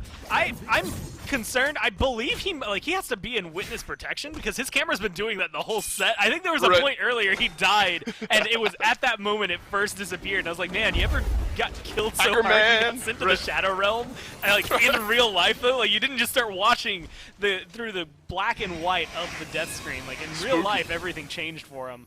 We'll have to see if he can turn that around. I'm still a big fan of the Sylvanas, but I'm maybe more interested. Raffer's turnaround, right? It's been easy to kind of meme. He's been playing mid, but he still had the support slash lines. Now he's 4-2 and 5. He's doing a lot right now.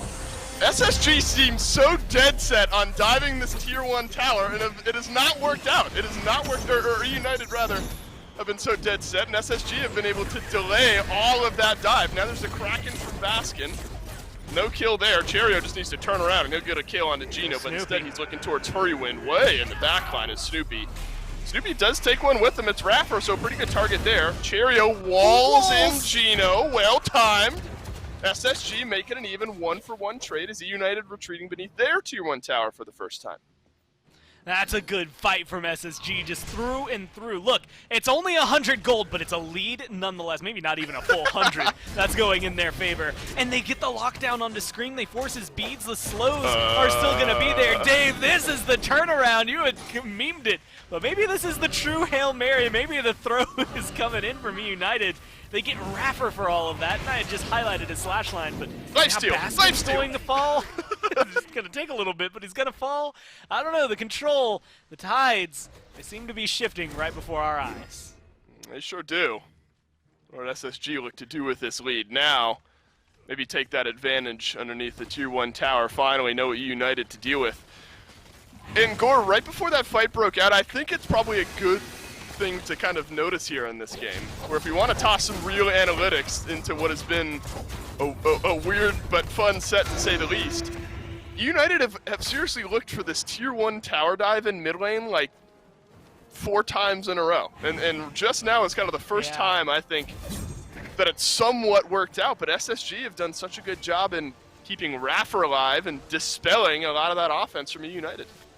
Yeah, and even then, like, Raffer is maybe one of the easier targets to lock down just because Tsukuyomi can chase him. Snoopy had to give his life for that kill. And honestly, if you go back and watch it, it was so close to not happening that it really does come down to a hairline. It could have been SSG walking away even without losing Raffer throughout all of that. You throw that into the equation with the fact that Vote was able to turn around a double kill under a Tier 1 and left earlier. The dives just are not going well for eUnited so far. And with the way Heroine's been transitioning in the Tsukuyomi, you've got Snoopy who's been going in with his ult as well. Those two are looking for the dive, and if they keep looking for it under towers, Dave, that might be the thing that loses them the game.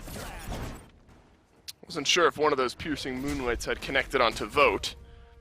Vote did have a stun, but Snoopy able to walk his way away. Vote's still lurking in the back here, just to the left-hand side of the rest of his team. Poor Gino has been kind of the first man in. Look at Scream, too. Wide rotation from him.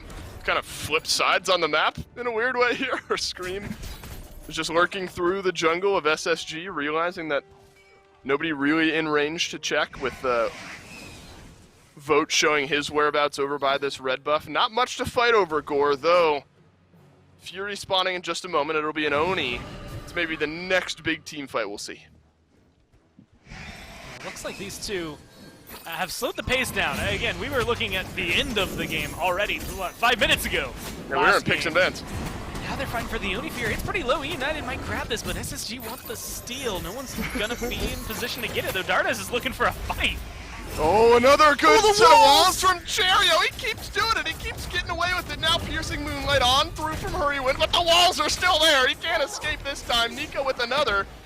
Spacestation Gaming, they are in the lead now. Let's make no mistake about it. Vote crashes back down to earth, and so does Baskin. eUnited get the Fury, but SSG get the fight. I honestly think it's Scream better for SSG. Yeah, Scream not there. And honestly, he's alone now. Might be able to pressure out this Tier 1 in mid, but that gives a blaringly large alarm to SSG. They know where you are. You can make a play based on it. Granted, you're Wukong, so bird form just gets you out of there. And they're going to start up the Fire Giant. Yeah, I like this call from Vote and Nika. They have the damage to do so. Vote's tanking it. Raffer's in the neighborhood. They should be able to burn it down, but look at Gino, look at Scream. They're in a good position. Run, Vote, run away from the FG. Low health on the Fire Giant. Admittedly, intrigued at kind of the slow play now of Space Station Gaming with the 5-for-3 advantage on the Fire Giant. There you go, Scream, just a bit of an overstay. And now Space Station will return right on back to the Fire Giant. You've got more team members to work down the large objective this time. All right, here we go. Gino's in range. I think Gino is going to steal it. No, see, I didn't finish my sentence that time either. Gino, he's going to end up dying in Space Station Gaming, as I predicted. Dave, we'll finish off the objective.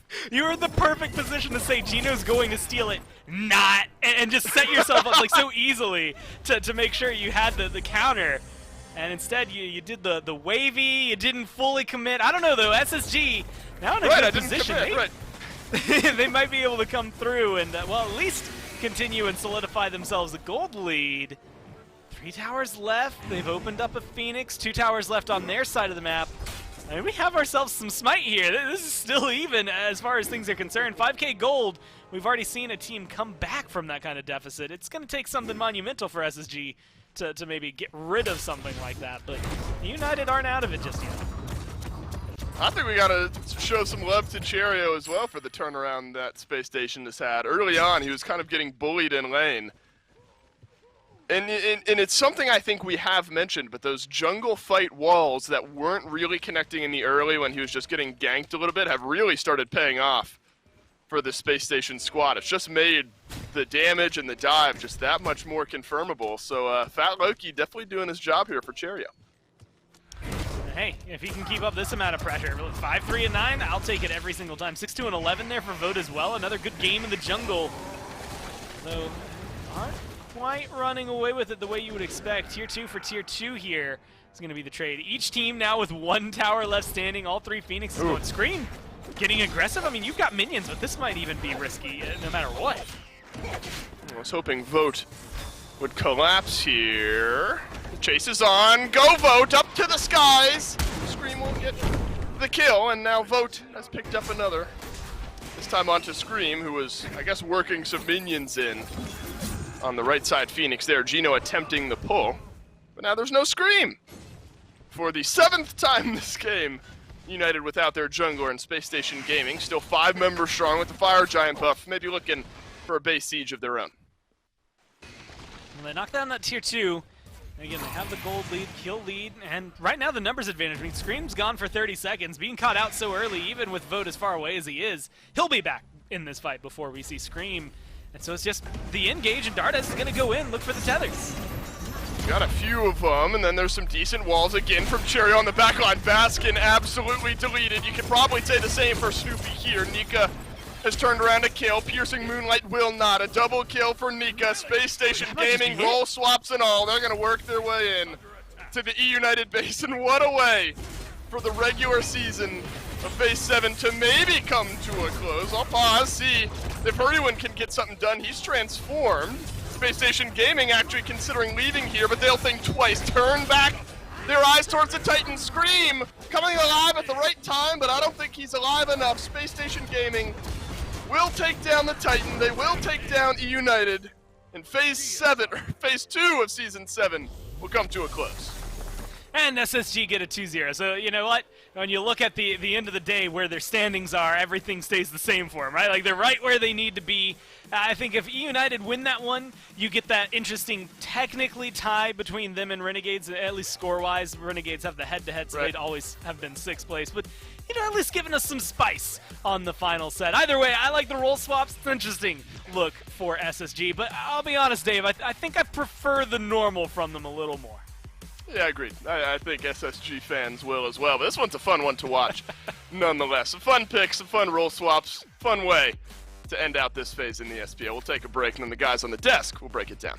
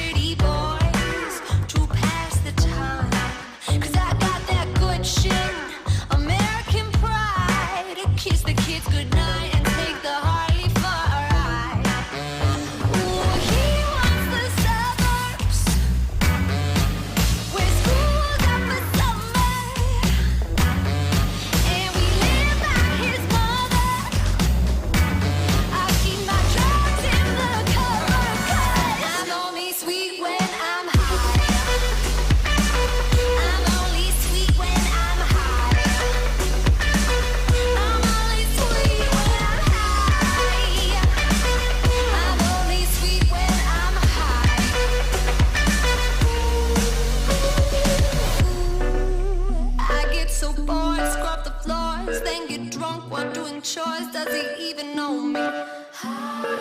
Ooh, I'll never not sure when he'll be home. Get into trouble on my own. I don't get lonely. Ooh, he wants the suburbs where school's out for summer.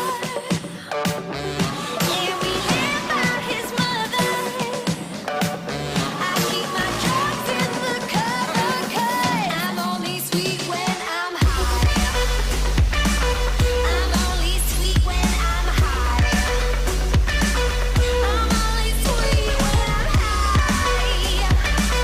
I'm only sweet when I'm high.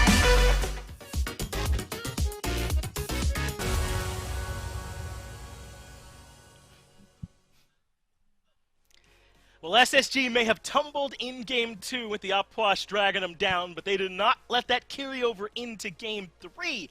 A big bounce-back game for them.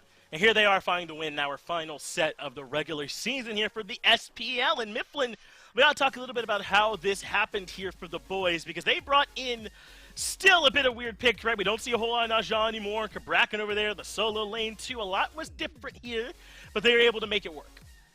We also don't often see Vote in the jungle either. SSG kind of give Right. us that whole new look. Man, how are you going to throw it to me on a bittersweet note, the last set of Phase 2? Yeah. Man, you got me in my feelings. But you know what? We'll our talk luck. about it a little bit. Yeah, Vote popped off. Cherio popped off. It was really came down to Cherio created infinite space, and I knew that he was feeling himself from that 6-minute mark when Scream missed the Jinku bang and Cherio just got to walk around and drop the taunt spam. I knew from there that we were going to have a good Kabrakan game, and he did not disappoint. No, he didn't. My man even walked back in later, kind of gived his life away, but I think at that point the damage had been done mentally. My man was showing that maybe eUnited weren't 100% comfortable with some of those picks, and that Cherio, wherever he is, has the moves, has the feet, and is able to kind of move around and make life hard. But I think, like Dave and Gore said there towards the end, obviously SSG's normal look is their best look, but doesn't it say something, Miff, that they were able to swap everything up? Everyone was in different roles. Dardez maybe had it easiest in a role he's familiar with, but still, they were able to make it work even on picks we just don't often see. Look, we say it all the time, Finch, and we don't often mean it, but I'm going to say it and I mean it, and I want this to go on record. SSG are just built different. They're better, dude. These guys are nuts. It doesn't matter if they spend an entire year practicing jungle. Yeah, well, drop me to the soul lane. I'll pop off there. It doesn't matter if I'm an ADC main. Put me in mid. I'll pop off there. And they just do. They just do. It just works. Yeah, 8-2 and 13 out of the jungle, 7-3 and 12 out of solo. Those are slash lines you will absolutely live with. Now, we can sing the praises of SSG all we want, but I want to hear from the guys themselves. It is Nika standing by with a post-game interview. That's right, Nika here with me. Nika, that was fun to watch for sure. Somehow you guys actually able to get the win. I remember I did a sit-down with some of you guys for a check-in, and we asked about what roles you guys would swap to, and you think you had the best chance of winning. And I think this was actually the roles that you guys placed yourselves in. Yeah, we did this role swap in like a preseason tournament as well. Yeah. In like the PK tournament, and we lost eventually, but we knew that this is probably like the best lineup we could have, and we were planning over the last few days, and I'm glad it worked out. I'm glad we got the win. Well, I mean, like, you guys were, your placement was stamped on in, so have some fun and get the win. I mean, it's a win-win scenario for you guys there for sure. I'll start off with a funny one. Is ADC an easier role than solo now that you've gotten to really play that role at a competitive SPL level? I'd say it's pretty similar. I mean, game 1 was really easy. I'd obviously vote 10-0, but me and Daughters, it was kind of a big duo diff. Right. Right. Game 2 was duo diff the other way, sadly. And in Game 3, I don't know, I'm just playing Jingwei against Assassin, nothing really going on. It's a pretty easy role, I'd say. You don't really do much. I was kind of just watching my team win the game in Game 3, but I was loving it. Sure, it probably feels that way sometimes. And I am curious, a little bit of a peek behind the scenes. In moments like that, you know, some guys are doing really well on each other's roles, some guys not so well, depending on how it goes. Was there any, like, jabbering going on? Like, I can't believe this role is this easy. I mean, was there any, like, actual joking around going on behind the scenes? I mean, yeah, there always will be, just as a joke, trying to get in each other's heads, I guess, have some fun. I think Vote was probably the most hyped, you know, like he was popping off every game, other than Game 2, but obviously none of us did, but I mean, he was obviously going to be flexing that he was a pretty dominant jungler today. Sure. Cannot doubt that. I know you and Snoopy are pretty good friends in the behind the scenes. What's it like going up against him? And you got the better of him a few times here. Any words for Snoopy? I mean, he got pretty lucky game 2 with that solo kill. I don't know if There you go. he bounced me for like 800 off a tower, man. How am I meant to know that's even Unreal. coming? But he was, idea. you could tell he was trying pretty hard. I don't know. I was just trying to take it easy, but he wasn't having any of it, man. That's right. Might have to queue it up in ranked and take him down there instead. But yeah, it was fun for sure playing against Snoopy. That's right. Enjoyed it. All right, fair enough. Nika, congrats on the fun win you guys had today. Looking forward to the SSG and their natural roles, Phase 2 playoffs, placements, worlds, all that sort of fun stuff coming up. Take a little break, get back to grinding, and we'll see you soon. Thank you. Well, I absolutely love to hear from the SSG boys, especially when they're having fun like this, man. And Myth, maybe our read was a little bit right on game 2 there, huh? SSG perhaps detecting a bit of that extra sweat there, the way that we were from the other side. But hey, everyone, I think, had some fun here this last weekend, and SSG get to be the ones standing on top, at least in this set. They do, man. I'm so glad that Nika calls him out. Catching up on that sweat a little bit. Had to crush him, and he's going to meet him in the rank queues as well. United, unfortunately for the ADC over there, Snoopy going to be on the receiving end of Nika's wrath. And honestly, he deserves it, bro. Should have been sweating. Ends up getting a little bit of the call out there, but all in good fun. Made the role swaps look good there as well. We should look back at the schedule. I think all this stuff was pretty big. That Renegade set up against the United, though, right at the beginning of the week was the most important thing because of the impact it had on the final standings here for the SPL regular season, Season 7. Those top 6, those will be your teams that are in the playoffs. Ghost, SSG, Sanguine Radiance, PK, and Renegades. We'll be seeing them playing for first place. And then obviously what first place gives you, which is that #1 seed once you make it over there to Worlds. And then we'll be going by points, which is cumulative between the playoffs here and the playoffs back in Phase 1 for that second place spot. Again, though, we'll go over all of that stuff as we get closer to playoffs, so don't worry if you feel like maybe you're not 100% sure about how things are going to go. We will be going over all that stuff as we get closer to make sure that you are all caught up. But Mifflin, here we are at the end of another excellent season here in the SPL. We are, and just as a point of reference for the fans at home, if you guys like eUnited, if you like Obey, this is not the last we're going to get to see of them. The redemption arc from Obey can still come around once Worlds rolls around. Their path just going to be a little bit harder, having to work through all the best teams from the bottom seeds, but we don't know, man. Last year, we saw a 7th seed come out and win Worlds. It's hard to predict. Yeah. It is, man. Obey and eUnited hit the hyperbolic time chamber here right now. Come out ready in that Super Saiyan 2 boost, and we'll see if they can make the run. Seriously, on the last note here, though, we appreciate all of you so much for watching here at the SPL. This is what we all love to do, and it means a lot to have you all here enjoying our very same favorite game here with us all. So thanks for being here with us through it all, however long you've been here. This is not the end, though. Playoffs and Worlds are going to be coming up. Here's a quick little taste of what you can expect from SWC.